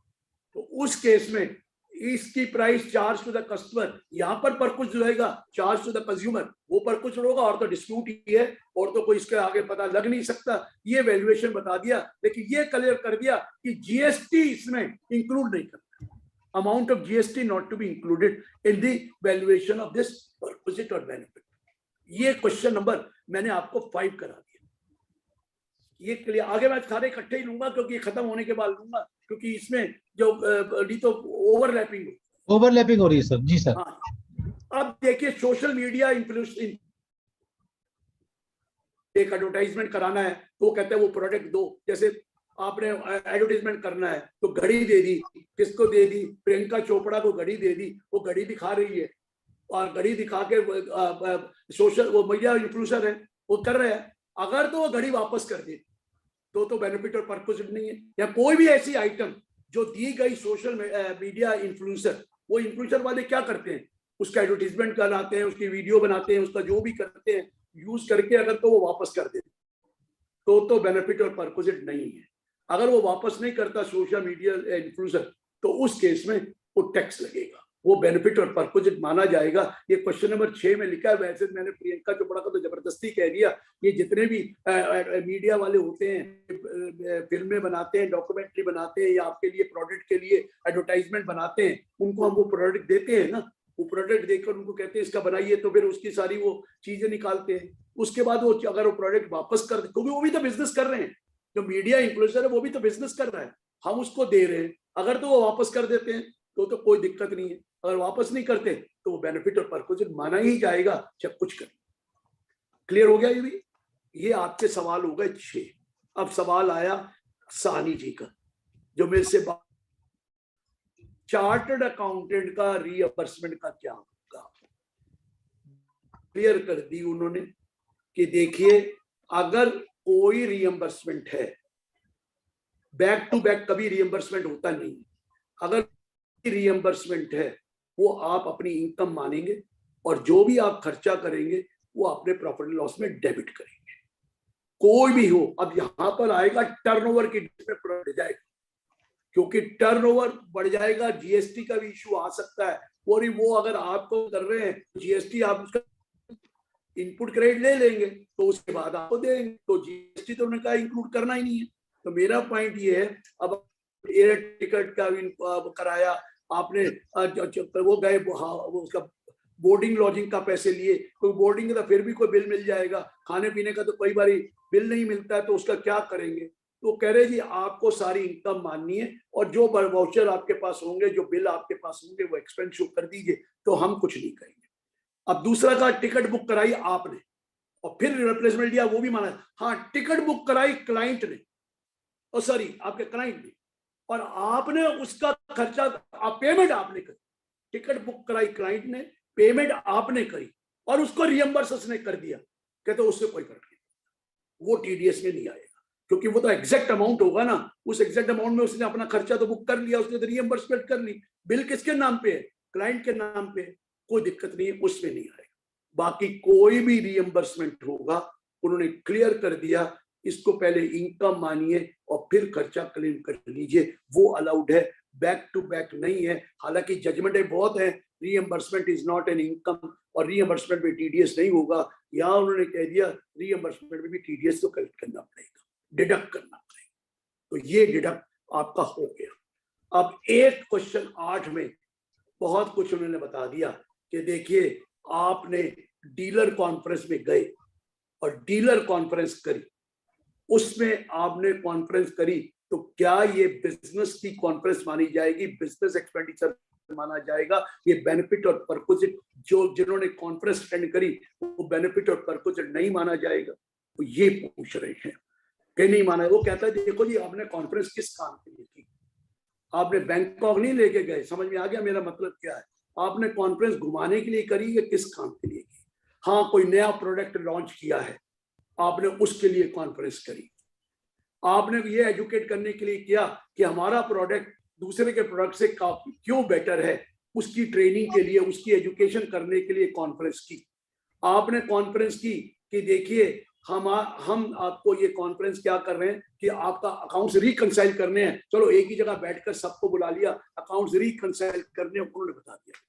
क्या अब ऑर्डर के लिए, क्योंकि आप ऑर्डर ऑब्टेन करने हैं, तो एक सिटी में सबको बुला लिया, उससे ऑर्डर ऑब्टेन किए, अपना प्रेजेंटेशन दिया, ऑर्डर लिए, तो ये भी कॉन्फ्रेंस मान ली जाएगी, इसके लिए किया जाए, ये सब कुछ लिख दिए। लेकिन कहते हैं रुक जाइए, ये उस पर्सन के लिए जिन्होंने कॉन्फ्रेंस अटेंड करी, लेकिन उस कॉन्फ्रेंस में उस पर्सन के साथ, उसके साथ उसकी फैमिली आई, उसकी वाइफ आई या कोई भी आया, उसका पूरा खर्चा लगेगा। और फिर जिस दिन कॉन्फ्रेंस है सिर्फ वही वाला खर्चा तो बचना है ना, वही तो इनकम नहीं है, आप उस पर टीडीएस नहीं करना। या उसको जो घुमाने ले गए, या उसको ले गए, चलो भाई आज यहाँ घुमाने ले गए या वहां ले गए, तो वो तो सारा खर्चा उस पर टीडीएस तो कटना ही पड़ेगा, वो बेनिफिट और परक्विजिट माना ही जाएगा। और फिर सिलेक्टेड कस्टमर के लिए कॉन्फ्रेंस करोगे तो वो चीज भी परक्विजिट माना जाएगा। फ्यू सिलेक्टेड के लिए करा तो क्लियर कट नजर आ रहा है कि बेनिफिट देने के लिए उनको करा, तो वो भी कह रहा है बेनिफिट और परक्विजिट माना जाएगा। अगर सबके लिए करा है तो वो कॉन्फ्रेंसेस में उसी दिन का खर्चा तो अलाउड है। लेकिन आप कहें ओवर स्टे कर जाए, 2 आए हैं, चलो लंदन गए हैं या वहां गए हैं, 2 दिन और ठहर जाए, और 2 दिन का खर्चा अगर इसने किया है तो वो भी माना जाएगा कि उस पर टीडीएस कटना है। तो ये भी उन्होंने क्लियर कर दिया है। ओनली डे कॉन्फ्रेंस, वो अलग बात है कि भाई सवेरे अर्ली मॉर्निंग कॉन्फ्रेंस है तो ये प्रीवियस नाइट आ गया और प्रीवियस नाइट आकर वो अगर ठहरा है तो वो तो मान लिया जाएगा, और फिर पूरे दिन में जो उनको खाना पीना खिलाया है वो चला जाएगा। बाकी में वो किसको कह रहे हैं कि उसमें कोई गिफ्ट दी गई ड्यूरिंग दैट कॉन्फ्रेंस, मानी जाएगी।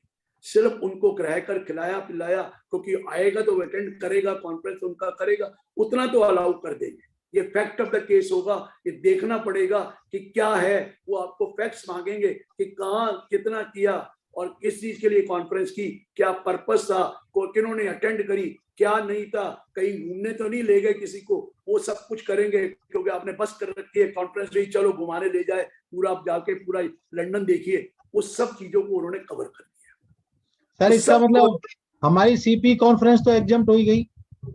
आप तो अपना कंट्रीब्यूट करते हो सर आपस में, आप कहां से सीपी कॉन्फ्रेंस में कोई बेनिफिट और परक्यूट दे रहे हैं?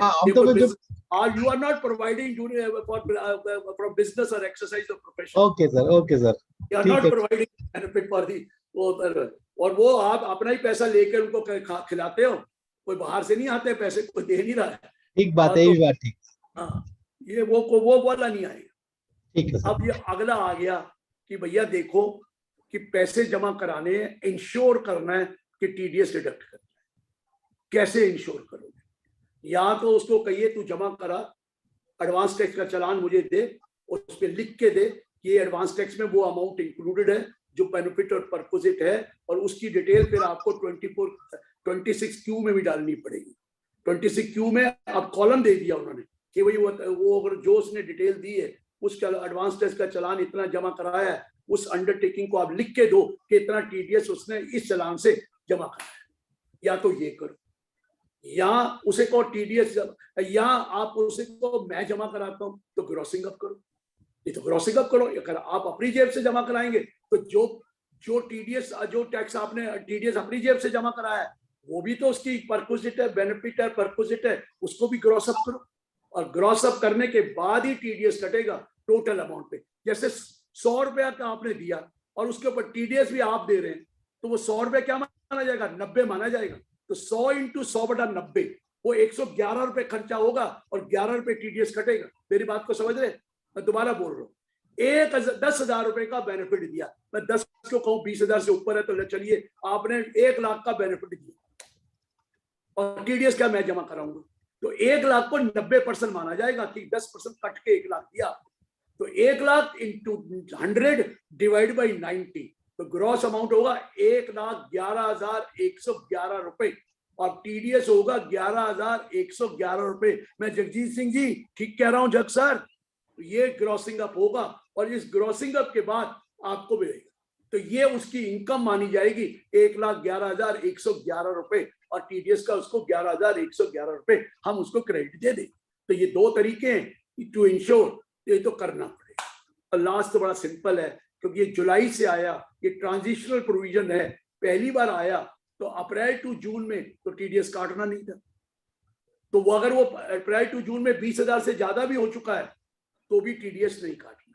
कहां से? जुलाई से कटना था उसको नहीं, लेकिन अप्रैल टू जून में 15,000 हुआ है, तो जुलाई से जब 20,000 पार हो जाएगा तो आपको काटना है। और अप्रैल जून में 20,000 से पहले हो चुका है तो जुलाई में 1 रुपया भी दोगे तो टीडीएस कटेगा। ये उन्होंने क्लियर कर दिया क्वेश्चन नंबर 10 कि 20,000 तक नहीं कटना। हाँ, जून तक 20 से ज्यादा भी हो चुका है, जितना मर्जी हो चुका है, टीडीएस नहीं कटेगा। पर यह नहीं है कि वो टैक्सेबल नहीं है, टीडीएस नहीं कटेगा, इंफॉर्मेशन नहीं आए। जो आप जुलाई में शुरू होगा, पिछला भी जोड़ लीजिए, पिछला अगर 20,000 से कम है तो 20,000 पार करते ही आपको काटना है। पिछला 20,000 से ऑलरेडी ऊपर है तो पिछला छोड़ दीजिए, 1 जुलाई से काटना शुरू कर दीजिए। तो यही तो टोटल है 10 क्वेश्चन जो मैंने दिए। अब इसके सवाल जितने लेने ले। Sir I have a question. हाँ जी। अब कंपनीज अपने एम्प्लॉइज को भी देती हैं, जैसे यूनिफॉर्म अलाउंस, ट्रैवलिंग अलाउंस, इस तरह के अलाउंस। तो ऑलरेडी 192 में जाइए, आप देखो ना, यूनिफॉर्म अलाउंस टैक्सेबल नहीं है। Provided the uniform born in the office hour, provided you are not opting for new rule. अगर न्यू रूल में नहीं है तो यूनिफॉर्म वाले माफ है, अगर न्यू रूल में चलेंगे यूनिफॉर्म भी टैक्सेबल होगा। जो आप ऑफिशियल पर्पस के लिए अलाउंसेस देते हो या बेनिफिट परपोजिट देते हो, वो टैक्स फ्री परपोजिट भी तो कई है। टैक्स फ्री परपोजिट है तो वो मान लिया जाएगा, अगर टैक्स फ्री परपोजिट नहीं है तो 192 में आप ऑलरेडी उसका टीडीएस काटते हो। 192 में कटता है ना एम्प्लॉय के लिए, एम्प्लॉय के लिए तो है ही नहीं, ये तो है for the purpose arising from business और कैरिंग ऑन प्रोफेशन। एम्प्लॉय कोई बिजनेस थोड़ी कर रहा है, एम्प्लॉय तो आपका एम्प्लॉय है, उसके लिए तो हमारे पास ऑलरेडी सेक्शन 17(2) परपोजिट का है, अलाउंसेस का सेक्शन ऑलरेडी है तो वहां अलाउंसेस परक्विजिट सब टैक्सेबल होते हैं, बेनिफिट सारे टैक्सेबल होते हैं, जो माफ है तो माफ है। ठीक है। Secondly, suppose I by A car, मैंने कार परचेज करी और कार डीलर ने मेरे को accessories free they the which is more than 20,000। वही बात है, वो उस आइटम को उसके साथ दिया गया तो पार्ट ऑफ द कॉस्ट हो गई। अगर उसके साथ एक्स्ट्रा वो आइटम है, उसकी नहीं है, उससे रिलेटेड नहीं है, आपको कार फ्री, कार के साथ एक्सेसरी फ्री दे दी, ठीक है। कार के साथ आपको गोल्ड कॉइन दे दिया, वो परक्विजिट है, क्योंकि वो तो कार की कॉस्ट कम हो जाएगी ना जो आएगी। वो जो परकुट दिया जाएगा वो गोल्ड कॉइन, वो तो माना जाएगा, जो ये दिया गया वो नहीं माना जाएगा। ये तो उन्होंने क्लियर किया ना, 10 के बदले 2 या कोई एक्स्ट्रा आइटम दे दी तो वो हो सकता है, पर वो भी तब जिसको कार मिली वो बिजनेस या प्रोफेशन कर रहा है। अगर वो बिजनेस प्रोफेशन नहीं कर रहा तो कोई बेनिफिट परक्विजिट थोड़ी दिया आपने उसको, वो तो माना ही नहीं जाएगा, फिर वो इसमें कवर नहीं होगा। ठीक है। और पूछिए, अकेले अकेले लस्सी या दूध पी रहे हैं काकोली साहब, बाकियों को पूछे नहीं रहे। चलिए आप वो म्यूट में हैं। हाँ जी चलिए बोलिए सर। नहीं, आप क्वेश्चन तो अभी लूंगा सर, पहले आप अपना वो सारा खत्म हो। 194 आर तो खत्म हो गया मेरे भाई, 194 एस तो अलग करना है, 194 आर इज ओवर है क्या? 10 क्वेश्चन है और बाकी वो था मैंने बता दिया। ठीक है सर। ये सर आलोक जी पूछ रहे हैं what is the gross amount on which TDS has to be deducted. Valuation बता तो दी, अगर परचेज करके दिया तो उस अमाउंट पे काटना है, अगर मैन्युफैक्चर किया है तो जो value charge to the customer है वो लेना। दो ही तो तरीके हैं, या परचेज करके दिया होगा दे दो, या खुद मैन्युफैक्चर किया तो वो दे दो। नेक्स्ट क्वेश्चन मोहित जी पूछ रहे हैं if company sending the dealers as group for trip and booking business expenses, how to deduct the TDS as it was group trip not an individual. क्या उसको एलोकेट करना पड़ेगा, हर आदमी का जितने आदमी गए उसके हिसाब से कैलकुलेट करके सबका टीडीएस करना है। वो तो पर्सन पर पर्सन लगाना है, 20,000 से पर पर्सन का निकालना पड़ेगा। यू ग्रुप करा तो क्या हुआ, can't you allocate those expenses to the person concern, उसको कर दीजिए उसको जितना। हाँ अगर वो सिर्फ डीलर कॉन्फ्रेंस प्योर है और वन डे जो भी कॉन्फ्रेंस होती है इस पर्पज के लिए, तो आप जस्टिफाई करिए, फैक्ट है जस्टिफाई करिए, that is only for that, exclusively for that. हमने उनको कोई घुमाया फिराया नहीं है, हमें उनको कोई प्राइवेट विजिट में नहीं ले गए। उस दिन शराब पिलाई वो चल जाएगी, अगले दिन शराब पिलाई तो नहीं चलेगी। वो तो उस दिन वाली बात तो अलग हो गया ना, जिस दिन कॉन्फ्रेंस है तो खाना पीना खिलाया, वो तो एक नई चीज नहीं है। आगे क्यों कर रहे हैं। नेक्स्ट क्वेश्चन संदेश जी पूछ रहे हैं how to calculate the TDS. Dispute तो होने ही होने हैं इसमें। how to calculate the TDS is the value of the benefit is to be considered is 90%. अरे सर वो काइंड में हो तो, अगर ग्रॉसिंग अप करना हो तो, मैंने बोला अगर ग्रॉसिंग अप करना हो, अगर आपने टीडीएस उसमें जमा नहीं कराना, आप अपनी जेब से जमा कराना चाहते हैं, तो जो भी वैल्यू आई वो 90% मानी जाएगी और उसका 100/90 करना। मैंने ये बोला अगर वो टीडीएस जमा करा रहा है तो फिर तो कुछ करना ही नहीं है, या अगर वो आपको पैसे दे देते हैं और आप टीडीएस जमा करा देते हैं तो भी कुछ नहीं करना। लेकिन वो पैसे नहीं दे रहा और आप टीडीएस अपनी जेब से जमा कराते हैं कि मैं तो दे रहा हूं, तो वो कह रहा भाई ये तो 90% हो गया, 10 तो आपने काटना था, तो ये 90% वैल्यू होगा, इसका 100/90 करके इसकी ग्रॉसअप कर लो और ग्रॉसअप करके आप टीडीएस काटो 10%। ये कहा। Next question S N Rajgarhia ji पूछ रहे हैं what about target incentive based on achieving sales target. Sir target incentive ये बेनिफिट और परक्विजिटी होते हैं, ये डिस्काउंट या रिबेट नहीं, ये डिस्काउंट रिबेट नहीं। टारगेट इंसेंटिव में आप कोई चीज देते हो ना उसको, और वो प्रोडक्ट नहीं देते जो प्रोडक्ट आपका है, कोई और प्रोडक्ट देते हो। आप बात समझ रहे हैं, या तो प्रोडक्ट दूसरा दे रहे हो तो डेफिनेटली उसमें टीडीएस कटना चाहिए, टारगेट आपने पूरा किया, but that is not in the nature of cash discount, that is not in the nature of rebate, that is only when he achieve the target. उस केस में उन्होंने ये कह दिया उस पर टीडीएस काटा। नेक्स्ट क्वेश्चन यूएस भार्गव साहब पूछ रहे हैं is it applicable on the discount allowed by hospital on the bills above 25,000। एक बार रिबेट डिस्काउंट तो मैंने पहले ही कह दिया, जो बिल में ऑलरेडी मिल गया उसमें क्या हुआ, डिस्काउंट हॉस्पिटल किसको दे रहा है? अरे एम्प्लॉय ऑफ द बिजनेसमैन का देगा तो होगा ना, अगर वो एक इंडिविजुअल है तो बिजनेस थोड़ी कर रहा है। अगर वो एम्प्लॉय ऑफ द बिजनेसमैन है और बिजनेसमैन को बेनिफिट दिया है तो अलग बात है, अगर एम्प्लॉय को दिया है तो वैसे ही कोई मतलब नहीं है। जी sir. Next question, Anurag Mittal ji. If cash gift is more than rupees 20,000, then expenses shall be disallowed 48(3). Whether 194R shall be applicable. If TDS not deducted, it will again disallowed. 194R has nothing to do. Now 194 has nothing to do with 48(3). आपने वहां disallow करी है because you have committed a default. But here they are going to tax. ये TDS किसके लिए cut रहा है? आपके लिए थोड़ी कट रहा है. TDS उस आदमी को जो बेनिफिट गया उसका तो कटना है, उसकी तो इनकम माननी चाहिए ना. इसको छोड़िए, आपको एक्सपेंस मिला नहीं मिला क्योंकि आपने डिफॉल्ट किया, आपको एक्सपेंस नहीं मिला क्योंकि 10,000 से ऊपर की पेमेंट है, आपको कैश क्यों करी? That is a separate issue. The benefit has been given to the person who is carrying on a business or exercising profession. For that you have to deduct TDS for the purpose different. कि वो इसके लिए नहीं है कि आपने expense claim किया. हो सकता है 40A ना लगे, 40A ना लगे क्योंकि आपने एक्सपेंस क्लेम नहीं किया, लेकिन TDS तो फिर भी काटना है. Non deduction of TDS will attract the penalty under 197C. इनका कहने का मतलब है जब एक्सपेंस मुझे मिला ही नहीं तो मैं 40A ना लगे, वो बात मान ली, लेकिन 197C में नॉन डिडक्शन की पेनल्टी तो लगेगी. 100% of the amount not deducted TDS. ठीक है सर. प्रेम बंसल जी पूछ रहे हैं, sir if company hold distributors conference outside India और within India and bear all expenses, whether 194R will be applicable. मैंने बता दिया कि भाई अगर वो कॉन्फ्रेंस कर रहे हैं तो एक दिन की कॉन्फ्रेंस है. पर्पस क्या है? ये कॉन्फ्रेंस है फॉर द डीलर. सिलेक्टेड की नहीं है, सिलेक्टेड की कॉन्फ्रेंस नहीं है, सिलेक्टेड फ्यू की नहीं बनाई.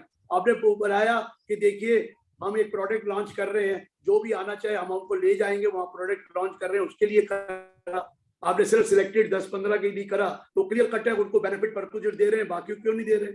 और फिर आपने जो कॉन्फ्रेंस करी, कोई रिकंसिलेशन ऑफ अकाउंट्स के लिए करी है, कोई प्रोडक्ट की कि भाई आपने अपना प्रोडक्ट दिखाया, हमारा प्रोडक्ट बेटर है, उनके प्रोडक्ट से क्यों है, आपने उसकी वजह से कॉन्फ्रेंस की. आपने कॉन्फ्रेंस की कि ऑर्डर बुक करने हैं तो वहां पर एक कॉन्फ्रेंस करके वहां पर सबको बुला लिया. ये चीजें तो उन्होंने एग्जाम्पल दी है क्वेश्चन नंबर 8 में, वो पढ़िए ना. कुछ पढ़ना तो आप ही पड़ेगा सर, और तो मैंने अब कहना शुरू कर दिया है. अब बगैर पढ़े काम नहीं चलना है, पढ़ना तो अब पड़ेगा ही सबको, क्या कुछ कर लो. Next question.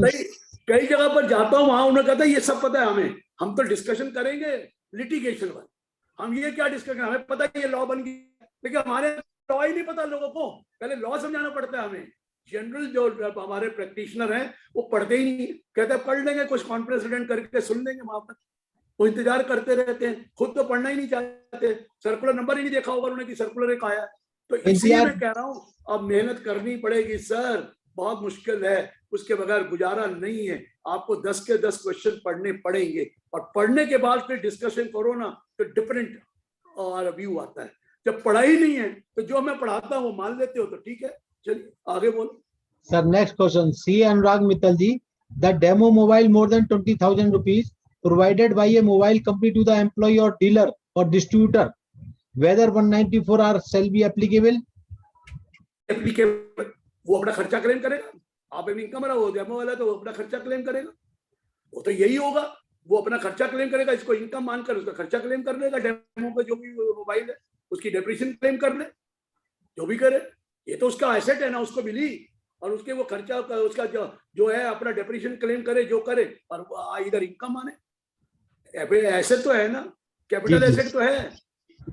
Next question, जोनिस Khan पारा जी पूछ रहे हैं, car loan interest paid by company on behalf of directors is it rate by 194R. वो तो पर क्या ही है, कैश में दे दिया. अभी बोला ना कैश में हो या काइंड में हो, लेना ही देना है.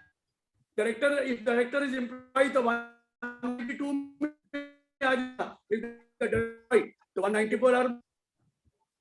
दोनों तरह के डायरेक्टर होते हैं ना, जो एम्प्लॉय डायरेक्टर नहीं है उनके भी परक्विजिट बेनिफिट टैक्सेबल होते हैं सेक्शन 28 में. जो एम्प्लॉय डायरेक्टर है वो 17(2) में चले जाते हैं.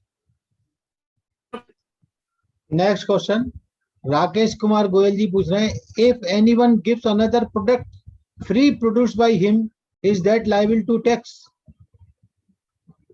नेक्स्ट क्वेश्चन, देखिए अपना प्रोडक्ट, अब वही जो प्रोडक्ट बनाता है वही फ्री दे रहा था, सैंपल हो गए ना.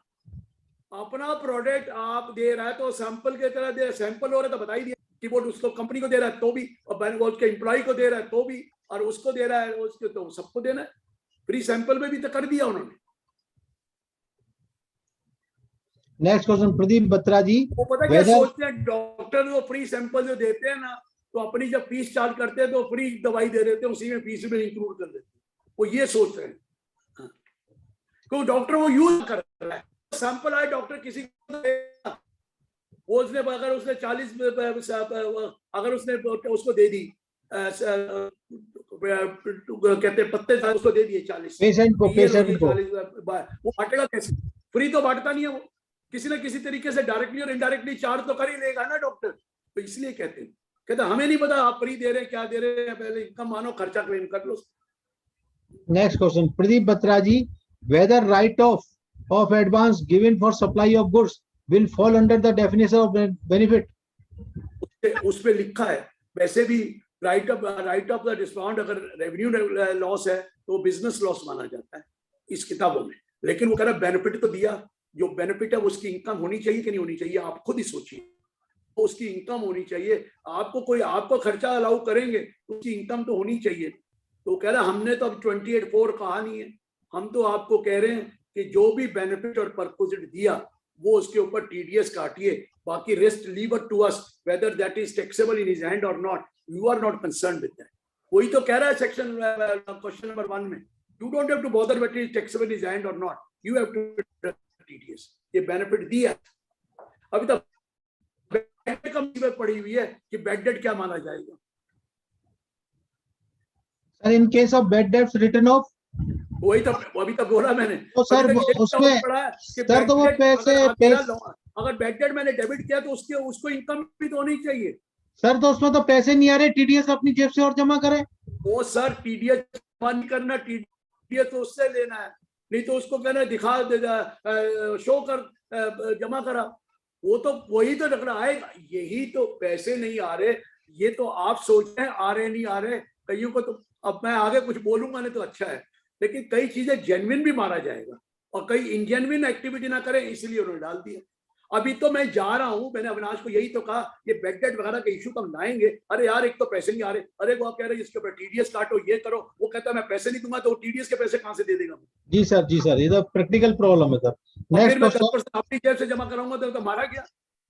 जी सर, तो ये चीजें तो अब डिस्कस करने जा रहे हैं, जाएंगे। Sir next question B Vimala ji पूछ रहे हैं, will this 194 are apply to sponsorship for various concerts for raising funds or for charity? देखिए स्पॉन्सरशिप में are you giving this benefit to the person for carrying on business और profession or exercise the profession? अगर वो exercise the profession में दे रहे हैं तो आप नाम बदल के उसको स्पॉन्सरशिप कह रहे हैं, पर्पस तो वही होगा। तो ये is he carrying on a business और प्रोफेशन जिसको आपने स्पॉन्सरशिप दी है, तो इनकम है और वो खर्चा क्लेम करे। ठीक। Next question, anonymous attendee, if a tour scheme is given as the sales target scheme but the distributor takes credit note on 31st March 2023 and does not go on tour, then TDS 194 are applicable? बात एक ही है यार, credit cash जो भी है बात तो एक ही है। जो टूर का पैसे उससे वो क्रेडिट नोट ले लिया, ये डिस्काउंट नहीं है, ये कोई डिस्काउंट नहीं है कि जो टूर पे जाना था उसके बदले में कैश, इनडायरेक्टली कैश, डायरेक्टली और इनडायरेक्टली कैश का बेनिफिट, उतना अमाउंट उसका लायबिलिटी कम कर दी, क्रेडिटर कम कर दिए, तो उसका जो डेटर है उसका अमाउंट कम कर दिया, तो बात तो एक ही है। अनुराग मित्तल जी पूछ रहे हैं, purchase of material and donate to hospital under CSR scheme, whether 194 R is applicable? में डोनेट करेंगे तो क्या वो वाला जो ले रहा है वो कोई बिजनेस कर रहा है? He is not doing any business, that person is not doing any business. जो चैरिटेबल ट्रस्ट होता है वो बिजनेस नहीं करता है, उस केस में क्यों आप दिक्कत कर रहे हैं? वो कोई दिक्कत नहीं है, he is not doing any business, the charitable trust is not doing any business or profession. संदेश गिरिया जी पूछ रहे हैं, how to calculate ₹20,000, what if a professional is receiving 60,000 benefit from 4 companies, should the pharma company take a declaration from the doctor asking if his benefit are crossing ₹20,000 in a year? ये तो आपको देखना है, उसको नहीं देखना। Before providing that benefit you have to deduct. तो undertaking क्या लेनी है आपको देखना है, जब 20,000 से ऊपर हो जाए टोटल टीडीएस काटिए। Next question, social media influencer, what if the product cosmetic /e-bills gets fully exhausted while rendering service to the भाई brand. ये सवाल पति हजारों ने पूछा कि वो प्रियंका चोपड़ा को सारे वो दिए गए, उसने कॉस्मेटिक लगा लिया, वो स्प्रे कर लिया, वो कर लिया, वो तो यूज हो गया, तो क्या उसका पर्सनल बेनिफिट है? ये चीजें जो है ना, ये सिर्फ for the sake of asking question, हंसने खेलने की बात नहीं। अगर उसको कोई काइंड में चीज, उसको गाड़ी दी गई थी, वो चीज आएगी। और ये इसके लिए कि उसने कॉस्मेटिक लगाया, कॉस्मेटिक लगाने वाला आदमी ने उसको लगाया, वो तो आपके बेनिफिट के लिए चीजें थी, वो नहीं। ठीक है सर, कई बार साड़ी सूट कई चीजें मिल जाती है ना सर, उनकी बात करो। नहीं, वो तो ये भी पूछ रहे हैं कि वो तो ये भी पूछेंगे 10% कॉस्मेटिक लगा, बाकी 90% उसको फ्री दे दिया, तो क्या होगा? ये चीजें अभी कोई कुछ नहीं कह सकता। Next question, sir. If I know PAN number of other person and deposit 10% TDS other under 194R, then that person has to show his income at 100%, grossing up the TDS amount irrespective of actually received any perk or gift paid by him. देखिए, whether that is going to be taxed in his hand or not, we are not going to put a question to that. That part is separate. Here we are doing 194R, we are providing benefit or perquisite, और शुरू में ही कह दिया, whether it is chargeable to income tax or not in his hand, I am not concerned. I have to deduct TDS. My duty is over. Whether he shows as income or not, it is his outlook. वो बहस करेगा, वो लड़ेगा कि ये मेरी income नहीं है, ये तो अलग बात है। मेरे को तो ये देखना। Next question, राकेश मेहंदी रत्ता जी पूछ रहे हैं, an individual bought a laptop and as per agreement with foreign employer, the amount was paid by the employer. Bill is in the name of employee who paid GST on that. Is TDS applicable on this reimbursement? मैंने आपको बोला कि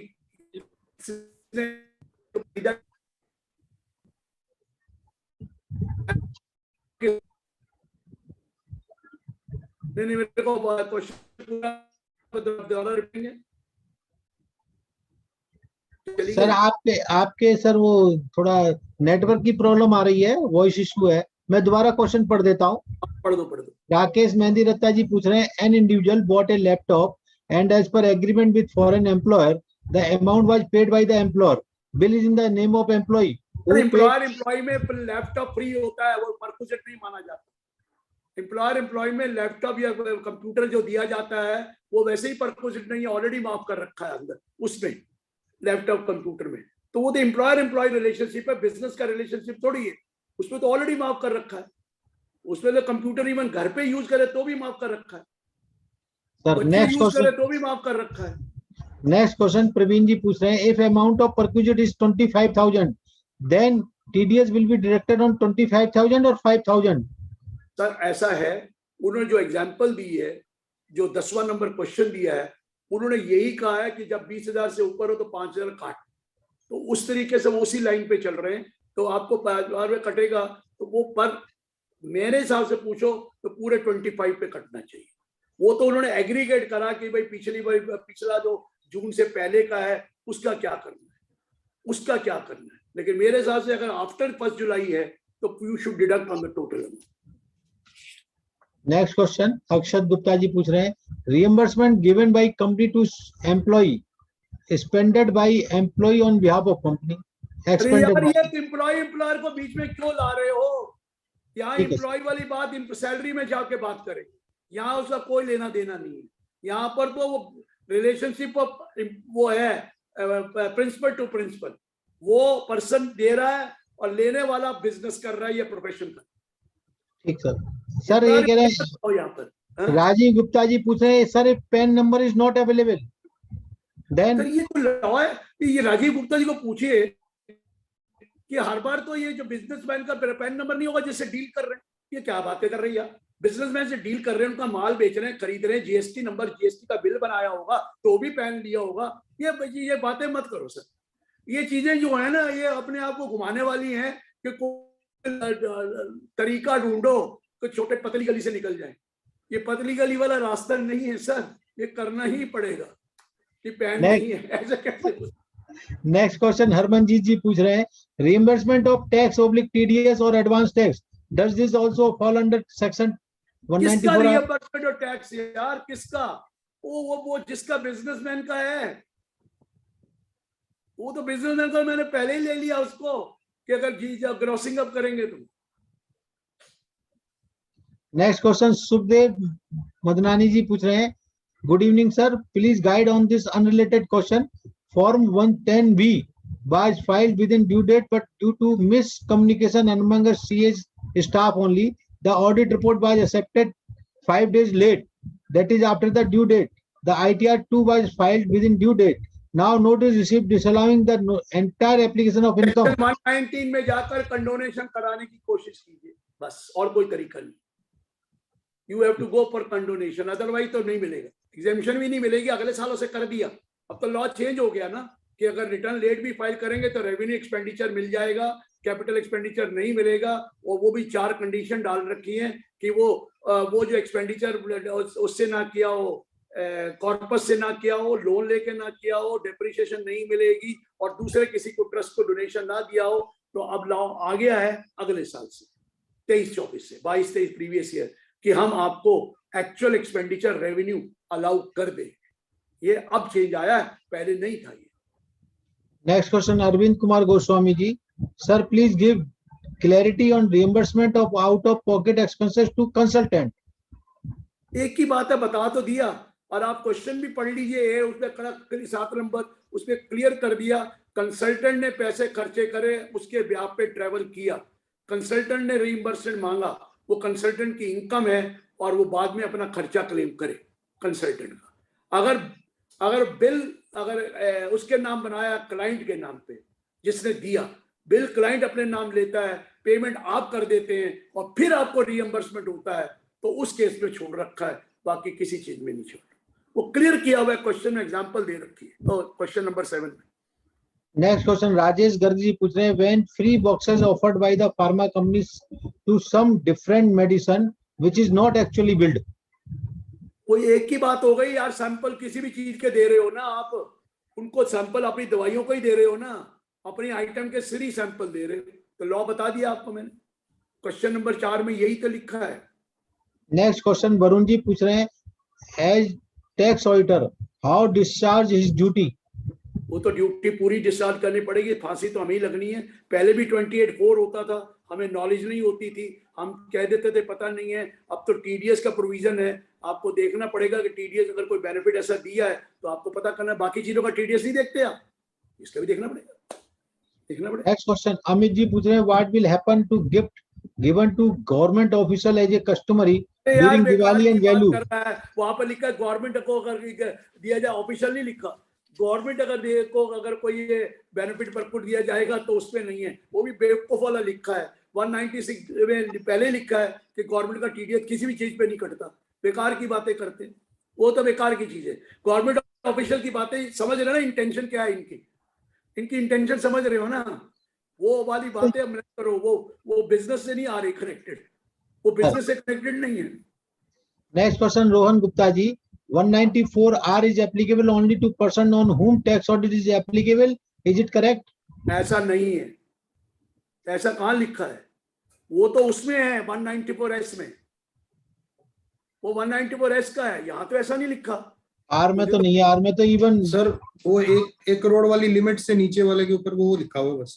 हाँ है, मैं याद आया, मैं भूल गया. एक प्रोवाइजो और है कि अगर आप इंडिविजुअल रेशियोएफ हैं और आपकी लिमिट अगर बिजनेस करते हैं तो 1 करोड़ से नीचे है, और अगर प्रोफेशनल करते हैं तो 50 लाख से नीचे है, तो उस केस में उस आदमी को जो प्रोवाइड करेंगे, वो जो प्रोवाइड करेगा उसको टीडीएस नहीं काटना. प्रोवाइडर, नॉट के रिसिपिएंट. जो सर्विस प्रोवाइड कर रहा है, अगर एक छोटा दुकानदार है, 1 करोड़ से कम है, एक छोटा प्रोफेशनल है, वो देगा क्या किसी को? वो अगर बेनिफिट दे रहा है, ये प्रोवाइडर की बात हो रही है. मैं भूल गया ये कहना, ये प्रोवाइडर हो तो provider, the word is provider of the benefit. वो कौन है? एक छोटा दुकानदार है और वो आगे दे रहा है, उसको छोड़ दिया है टीडीएस. वो तो कई जगह और जगह पे भी तो रेंट में भी होता था, और कई जगह पे भी है. Individual HUF who are not covered under 44AB A और ABB are not supposed to deduct the TDS. उसी तरीके से ये भी कर, और टीडीएस के सारे सेक्शन में लिखा हुआ सर. हाँ, कई सेक्शन में लिखा. नेक्स्ट क्वेश्चन अमित जी पूछ रहे हैं, whether section 194R is applicable to charitable trust registered under section 12A. Are they doing business? No. No. No, तो फिर खत्म। ठीक है, next question Gaurav Garg ji, if target incentive is given by way of credit note, then is TDS applicable on such credit note? Credit note, वो target credit note discount नहीं, उसके ऊपर कटेगा वो बेनिफिट पर। आप उसको टारगेट कहेंगे, टारगेट नहीं होता, उसको अगर कोई बेनिफिट दिया जाता है, क्रेडिट नोट का मतलब कैश में बेनिफिट दिया गया उसको, it is a benefit in cash. Credit note का मतलब तो कैश ही है, उसके उतना पैसे कम ले लिए, उससे जो पैसे लिए उससे कम ले लिए। ये कोई पॉलिसी में नहीं आता है कि डिस्काउंट वाली है, कैश डिस्काउंट है, ये नहीं। तो उसको काट लीजिए तो बेटर रहेगा, नहीं तो डिस्प्यूटेड पॉइंट है, डिस्प्यूटेड है, ग्रे के एरिया में बता। नेक्स्ट क्वेश्चन अमित जी पूछ रहे हैं, whether TDS already directed under other section, then also TDS need to be directed under section 194R? Sir 194R का जो दिया गया वो अदर सेक्शन में आता नहीं है। अगर वो ये लिखा 194R में आएगा तो अदर सेक्शन में नहीं कटेगा, ये लिखा है वो। अगर 194R में आएगा तो अदर सेक्शन में नहीं कटेगा। नेक्स्ट क्वेश्चन एनोनिमस अटेंडी पूछ रहे हैं, what is the meaning in first proviso that cash is not sufficient to meet the liability? Sir आधा कैश दे दिया, आधा काइंड में दे दिया, होता है ना। तो कह रहा है कि जो कैश दिया उतना पैसे नहीं है कि टोटल अमाउंट पे टीडीएस काटना। सब 50,000 कैश दिया, 50,000 की आइटम दे दी, टोटल कितना हुआ 1 लाख। 1 लाख पे तो 10% में कुछ नहीं होता, लेकिन सपोज करिए 50,000 कैश दे दिया, 5 लाख का सामान दे दिया, 5 लाख 50,000 पे टीडीएस 55,000 है, ये तो 50 है, तो 5,000 कम है ना। तो उस केस में उनका सफिशिएंट नहीं है तो टीडीएस कटवाइए, नहीं तो उससे 50 से ही काट लेगा। 5,000 कम है इसलिए उसे टीडीएस काटो और उसे इंश्योर करो कि 5,000 पे भी टैक्स लगे, ये चीज है। जितेंद्र कुमार पटेल जी पूछ रहे हैं, reimbursement of tax deposited on behalf of client है, कौन सा टैक्स डिपॉजिट करते हो क्लाइंट के बिहाफ में? बेनिफिट ही है, बेनिफिट परक्यूटेड इन कैश है, ऐसे कौन सा उसका टैक्स मैं क्यों दूंगा भाई? नहीं सर, कई बार चार्टर्ड अकाउंटेंट्स जो होते हैं पर वो बिजनेस में नहीं आएंगे, चार्टर्ड अकाउंटेंट अपने अकाउंट से कैश टैक्स दे देते हैं, बाद में रिइंबर्स कर ले लेते हैं उसका। वो चीज और है यार, वो तो वो उसमें टैक्स जमा कराने के लिए जीरो बैलेंस का अकाउंट खोल रखा होता है, वो तो आप उनके बिहाफ पे कर रहे हो। You are not carrying on a profession, this is not out of carrying on a profession, this is you are agency काम है कि उसके बिहाफ पर आपने जमा कराया, वो चीज अलग है। Sir next question Pankaj Mathur ji, sir may please confirm that this section is applicable only in cases where recipient is exercising business और प्रोफेशन? हाँ जी, यही कहा मैंने, recipient is arising from business और एक्सरसाइजिंग ऑफ प्रोफेशन। मैं रिसिपिएंट की बात कर रहा हूँ, पर्सन प्रोवाइडिंग की बात नहीं कर रहा। पर्सन प्रोवाइडिंग में भी business carrying on a business or not, but person recipient should be carrying on a business और profession. Next question, Anil Sharma ji. In real estate business, generally businessmen incur expenses on food while visiting the site and booked as business promotion expenses. सारे करते हैं, वो नई चीज क्या है, वो तो क्लाइंट को एंटरटेन करने के लिए तो करते ही हैं। वो कोई बेनिफिट और परक्यूजेट थोड़ी दिया, कोई गिफ्ट थोड़ी दी है। वो अगर बेनिफिट परक्यूजेट एक मीटिंग में बैठेंगे तो चाय पानी तो पूछते ही हैं, खाना पूछते हैं, वो चीजें आपको जस्टिफाई करनी पड़ेगी। These are to be justified that it was a meeting, conference में जरूरी थोड़ी है 100 आदमी आए थे, कॉन्फ्रेंस मीटिंग है, उस मीटिंग में आपने उसको एंटरटेन किया है तो वो एंटरटेन तो करना ही पड़ता है, पर वो बिजनेस एंटरटेनमेंट होना चाहिए। ये नहीं है कि पर्सनल एंटरटेनमेंट को किया, वो तो करते ही है सब। Next question is अक्षत गुप्ता जी पूछ रहे हैं, is TDS required to be directed under section 194R if a company is reimbursing expenses to its employee incurred by employee on behalf of the company? हाथ जोड़ के बोल रहा हूँ, एम्प्लॉय की बात में 192 होता है, 194R नहीं होता। एम्प्लॉय को यहाँ पर मत लाइए। एम्प्लॉय, अगर मैं अपने एम्प्लॉय को जो दे रहा हूँ वो तो हम देखेंगे क्या वो बेनिफिट उसको है कि नहीं है, वो 192 में जाएगा या नहीं जाएगा। Whether that benefit is given for official purposes, क्या दिया वो 192 का काम है, वो 194R में नहीं आता। 194R में तो वो पर्सन है जो बिजनेस कर रहा है या प्रोफेशन कर रहा है, ना कि वो एम्प्लॉय है। नेक्स्ट क्वेश्चन, हाँ, अगर वो देने वाला मेरे एम्प्लॉय को देगा तो हो जाता है। जो देने वाला है, मैं बिजनेसमैन हूं, मेरे एम्प्लॉय को दे रहा है, तो डायरेक्टली इनडायरेक्टली हो गया ना, वो पकड़ा जाए, वो वाले तो आएगा, वो तो टीडीएस आएगा, मैं वो काटेगा मेरा और मैं उसका 192 लूंगा। ये तो मैंने ऊपर बताया, वो एग्जांपल में बताया था आपको 4 नंबर में। Next question come by Kamal Bhatt ji. Compensation for order cancellation, whether TDS applicable? Sir देखिए, कंपनसेशन बेनिफिट तो दिया उसको, बेनिफिट दिया तो टीडीएस काटिए, बात खत्म। कैश में बेनिफिट है, काटिए, क्योंकि उन्हें एग्जांपल दे रखी है ना। अगर आप क्वेश्चन नंबर वो पढ़ेंगे 3, तो पहला वो ही है।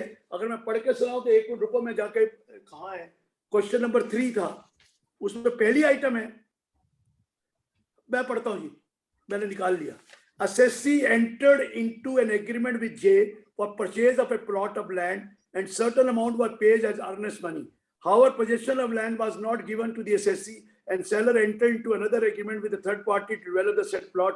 Assessee filed suit in which a consent decree was passed in pursuance of some amount और उसको दिया गया, तो कह रहा TDS कटेगा, वो कैपिटल रिसीट नहीं है, वो तो कैपिटल रिसीट के बारे में बात कर रहा नहीं है। Next question, Kanchan Kapoor ji. Should we consider tax deposited on behalf of assessee as income? Why not? कौन सा टैक्स डिपॉजिट कराता है? वो कहता रहो 90%, जो मैंने कहा ना अभी, वो जो चीज आपने दी वो 10% काट के दी, वो 10% में काटना है, उसको ग्रॉसअप तो करेंगे ना। वो ग्रॉसअप के लिए तो मैंने आपको बताया 1 लाख रुपए का आपने लैपटॉप फ्री दे दिया, टीडीएस आपने उससे लेना है, या तो वो जमा कराए उस पर 10,000 रुपए, या 10,000 मुझे दे, मैं जमा करा दूंगा। ये कहता है नहीं मैं ही जमा कराऊंगा, तो वो 1 लाख माना जाएगा आफ्टर टीडीएस। दैट मीन वो 1,90% है, ठीक है ना जी।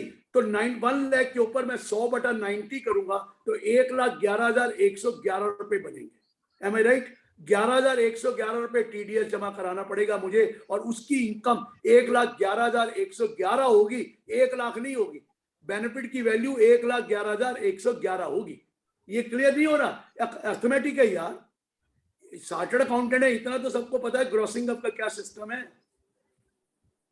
Next question, Rohan Gupta ji. Traveling expenses, food expenses reimbursed by client, whether this will be considered as perquisite and TDS under 194? वही वाली बात है, अगर वो कॉन्फ्रेंस के लिए किया गया या वो आया आपके ऑफिस में उसको खाना खिला दिया, ये चीजें डे टू डे की इसमें नहीं मान रहे, वो चीजें तो वो तो वैसे भी 20,000 से कम होगी यार, कितनी बार खाना खिला दोगे उसको, वो तो 20,000 से कम ही होगी। लेकिन पर भी उन्होंने कहा है कि जो बेनिफिट और परक्विजिट उसको दिया गया in the guys of benefit और परक्विजिट, क्योंकि बेनिफिट और परक्विजिट डिफाइन नहीं किया गया, लेकिन उन्होंने कहा जो चीजें पर्पज ये है कि हम उसको पास ऑन कर रहे हैं, अपना खर्चा क्लेम कर रहे हैं, और ये रेगुलरली क्या क्या चीजें देते हैं कि क्लाइंट आता है उसको कोई गिफ्ट दे दी, उसको कुछ दे दिया, तो वो सारे बेनिफिट और परक्विजिट हैं, वो आएगा। Next question, Manoj Sindhwani ji.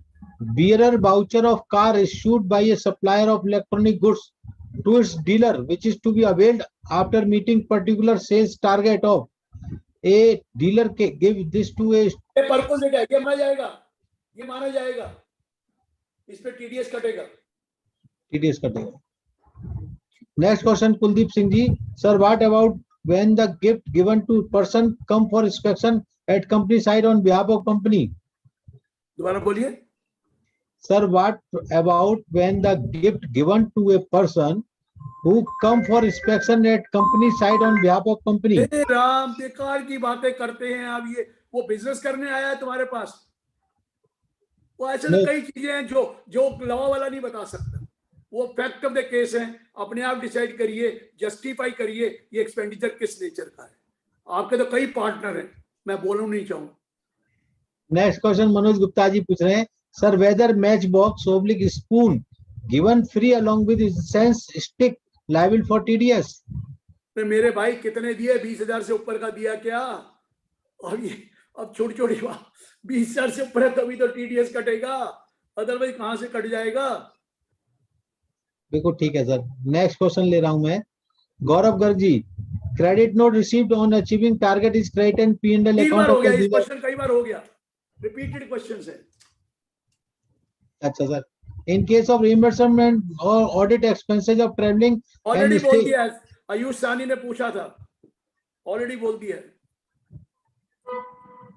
जेके नेक्स्ट ब्रांच क्वेश्चन पूछा था ना। हाँ, कंचन कपूर जी पूछ रहे हैं, an individual client gave a gift in kind for a value more than 20,000 to CA, then TDS applicable? तो सीए का टीडीएस कटेगा क्यों नहीं? सीए को बेनिफिट दिया नहीं दिया आपने, तो वो तो कटेगा ही कटेगा।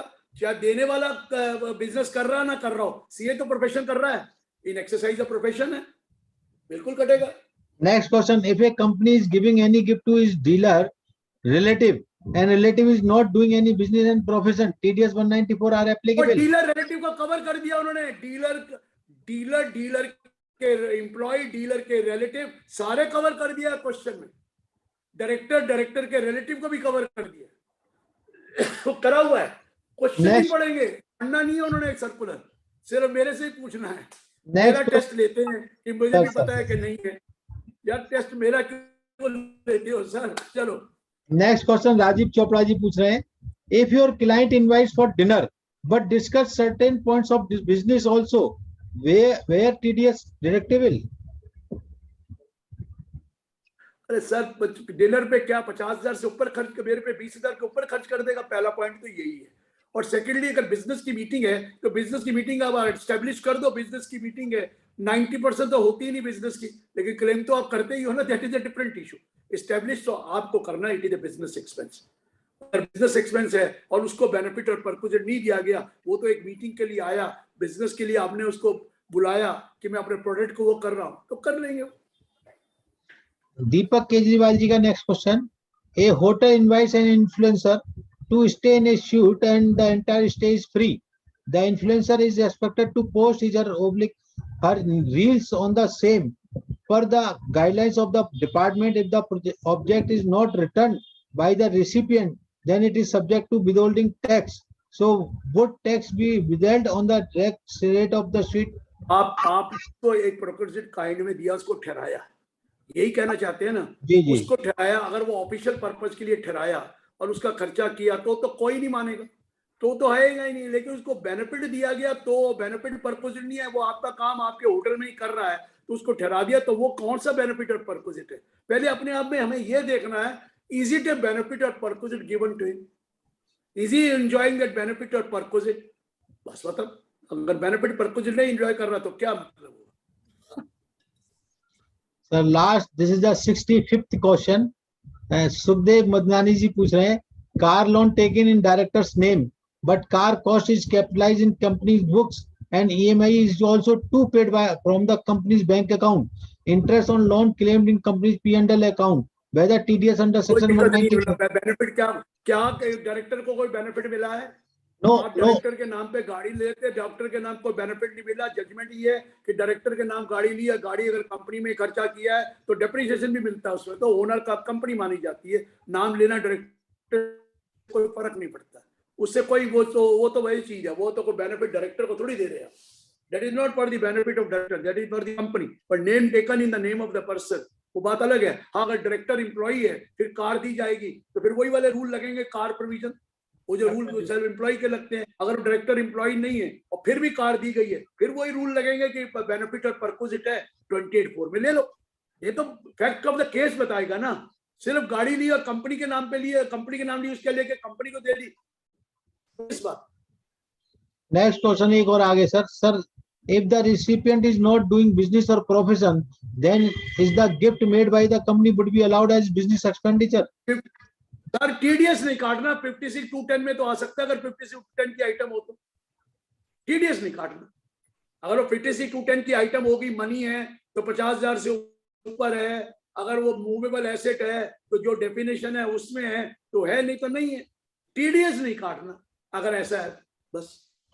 सर कुछ क्वेश्चन है चैट बॉक्स में, 2-3 और ले लेता हूँ।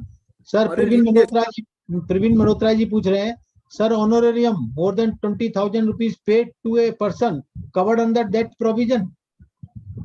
कौन ऑनरेरियम किसको दिया? कंसल्टेंट है तो वैसे ही टैक्सेबल, इससे क्या कनेक्शन है? वो 194(J) में 30,000 से नीचे है तो छोड़ देते हैं, 30,000 से ऊपर तो 194(J) तो लगता ही है।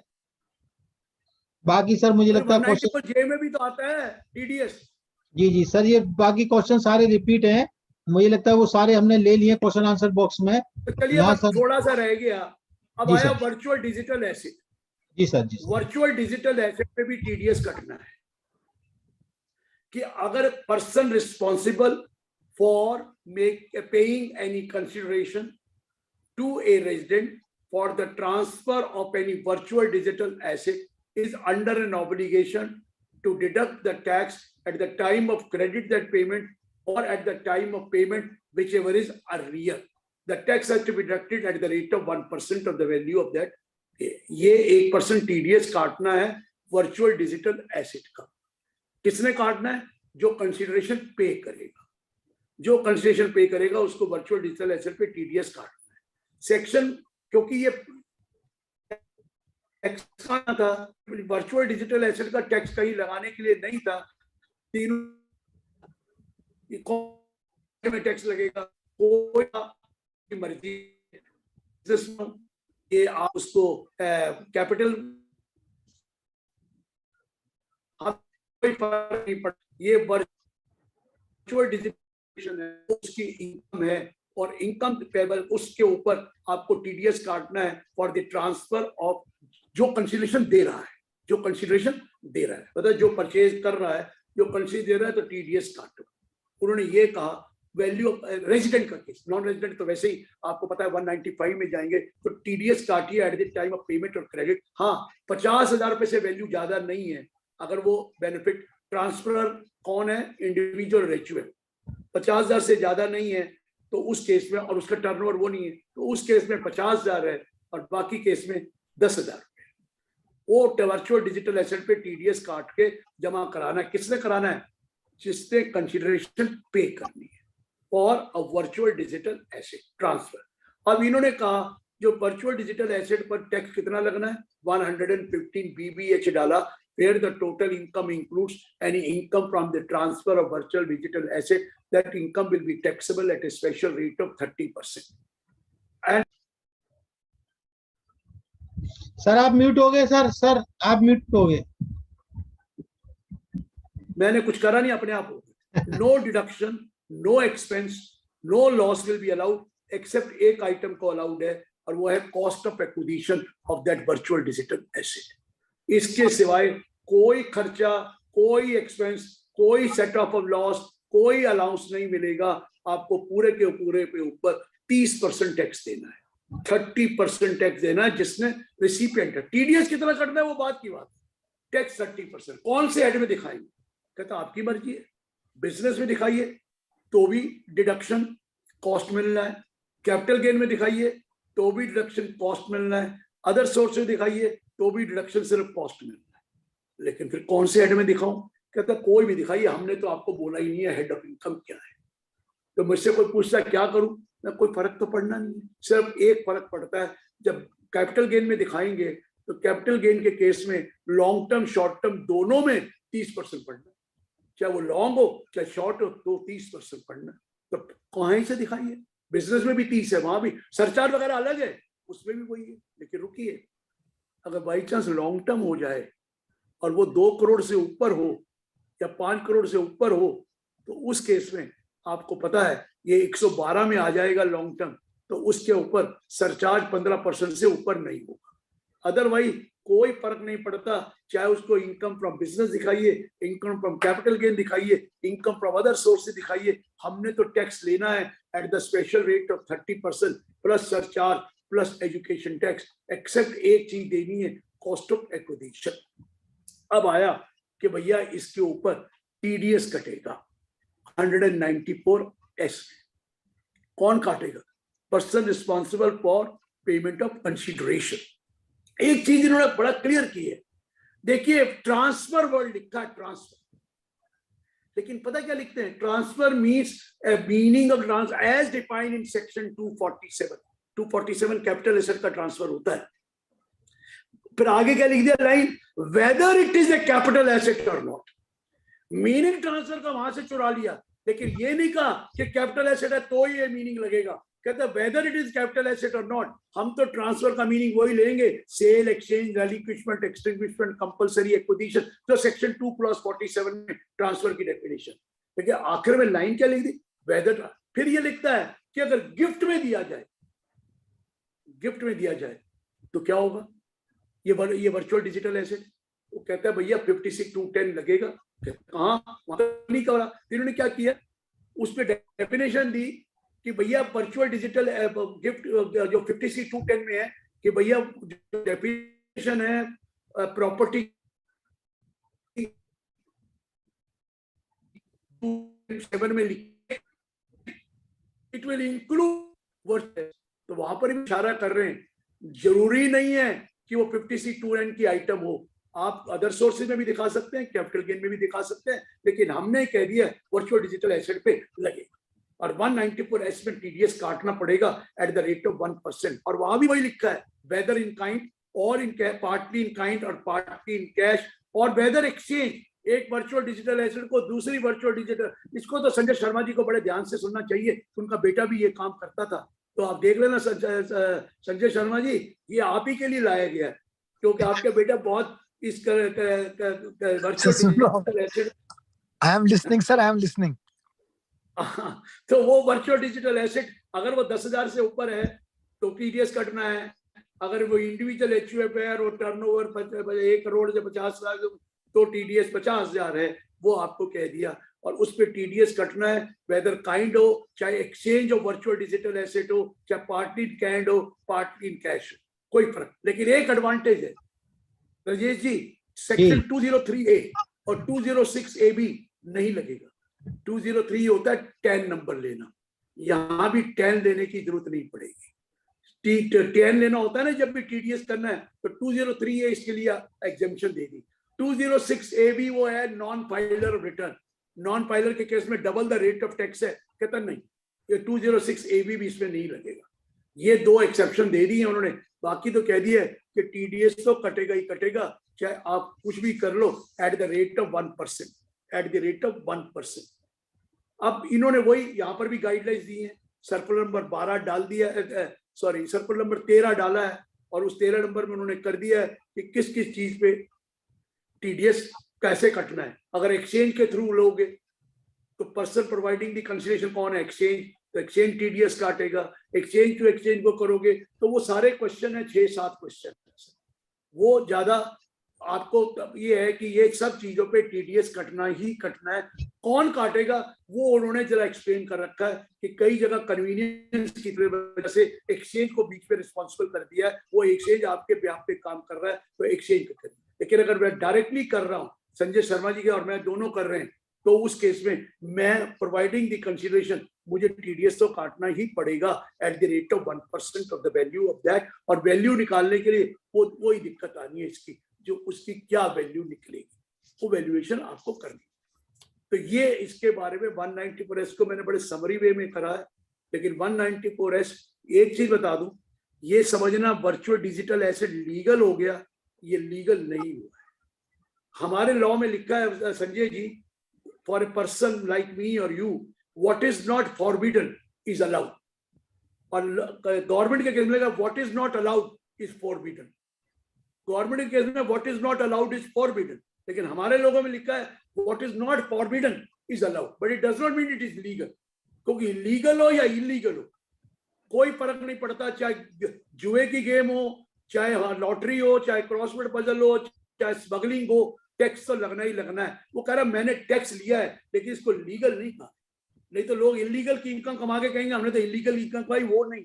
सो टैक्स तो लगना ही लगना है। और टीडीएस की ड्यूटी वो बहुत सेक्शन पढ़िए, जरा थोड़ा टेक्निकल है कि भैया एक्सचेंज कब काटेगा, जब दोनों तरफ होगा तो कौन काटेगा।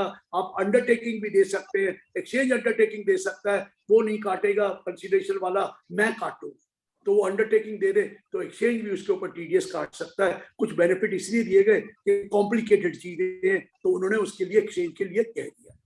और ये वाला 194S जो है बहुत ज्यादा काम आने वाला नहीं है, लेकिन जो कर रहे हैं उनको पता है कि जब कंसिडरेशन दोगे फॉर द ट्रांसफर उस वक्त आपको टीडीएस की लायबिलिटी है। बात खत्म। ये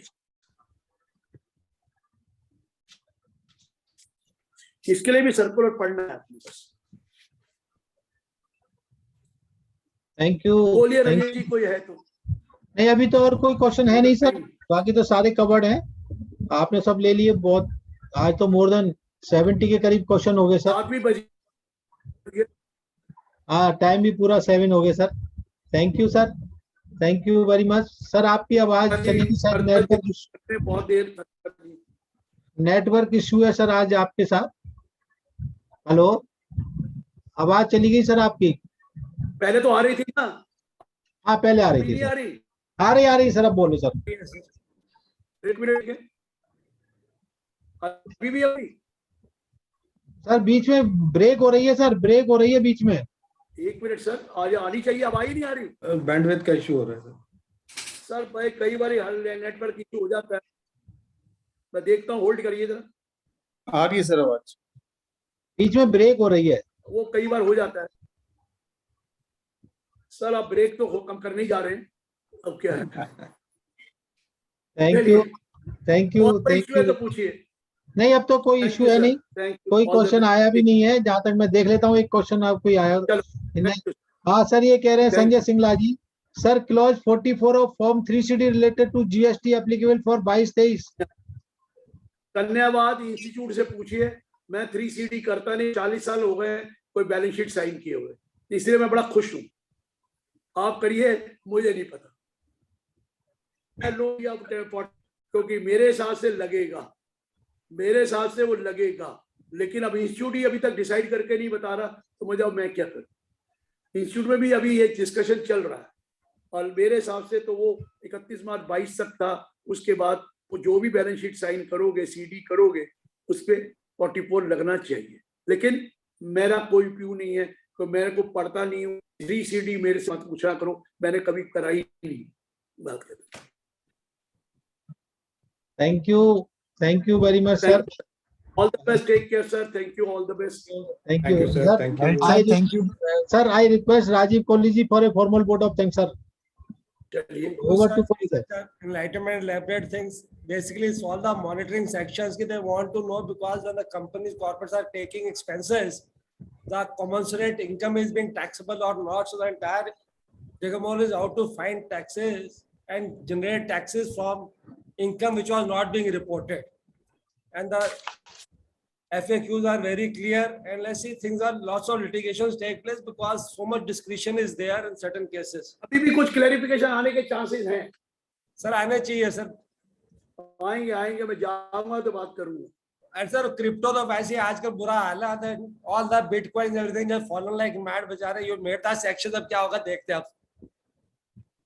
thank you very much sir for this. Thank you. Thank you, Thank you, Jagjit sir. जी, Thank you. thank Thank you, you, sir. आज आपने Right, रेज, जी, thank you जी Rajesh ji, thank you Kohli Thank you, Thank you, साहब। sir. हाँ जी, Thank you, Guru sir. जी, राधे बहुत राधे बहुत सभी को। धन्यवाद। जगजीत जी आज आपने हैंड रेज किया नहीं, और मैंने तो देखा ही नहीं था आप अटेंडी में हो। अरे सर कोई बात नहीं, मैंने गुरुजी को पूरा सुना सर। मैंने बाद में देखा कि आप अटेंडी में हो, इसलिए मैंने जीता हो जो कुछ करने की नहीं। जरूरत ही नहीं है। नहीं नहीं, कोई ऐसी बात नहीं सर, घर वाली बात है यहाँ पे, कोई नहीं, ऐसी बात ही नहीं सर। इमीडिएटली आप ज्वाइन करते वक्त हैंड रेज कर दिया करो, चलो सर, जिससे ठीक कि है सर। मेरे को कम से कम पता लग जाए। आप नहीं, हमारे बिल्कुल ठीक। इलेक्टेड मेंबर हो सर, अब तो हमें आपसे बहुत गाइडेंस लेनी है। All your blessings, sir. Sir All your blessings. Thank you, sir. Thank you, ठीक है sir, everyone, sir. Mudip Thank you, जी sir. बहुत बहुत धन्यवाद। ठीक है जी, Thank you, Kohli sir, Sanjay ji, thank you, Okay, Ayush bhai, Jax. Mudit Thank ji, you, sir. thank you, sir. Radhe Jax Radhe, तो sir. हमारा Thank you. हमारा तो कल जैक्स कल 21 नंबर हमारा है, है 21 क्या? नंबर वाला जैक्स है। हाँ, कल सर हम कर रहे हैं एक webinar, recent amendment in GST. Atul Gupta ji हमारे फॉर्मर प्रेसिडेंट, और शाम को वही 5 बजे का टाइम है। मैंने वैसे मैं इस पे भी भेज दिया है, बाकी मैं इंडिविजुअली सर्कुलेट और कर रहा हूँ। Thank you sir, thank you very much sir. Thank Thank you you, so sir. Much. Thank you, sir. Thank you.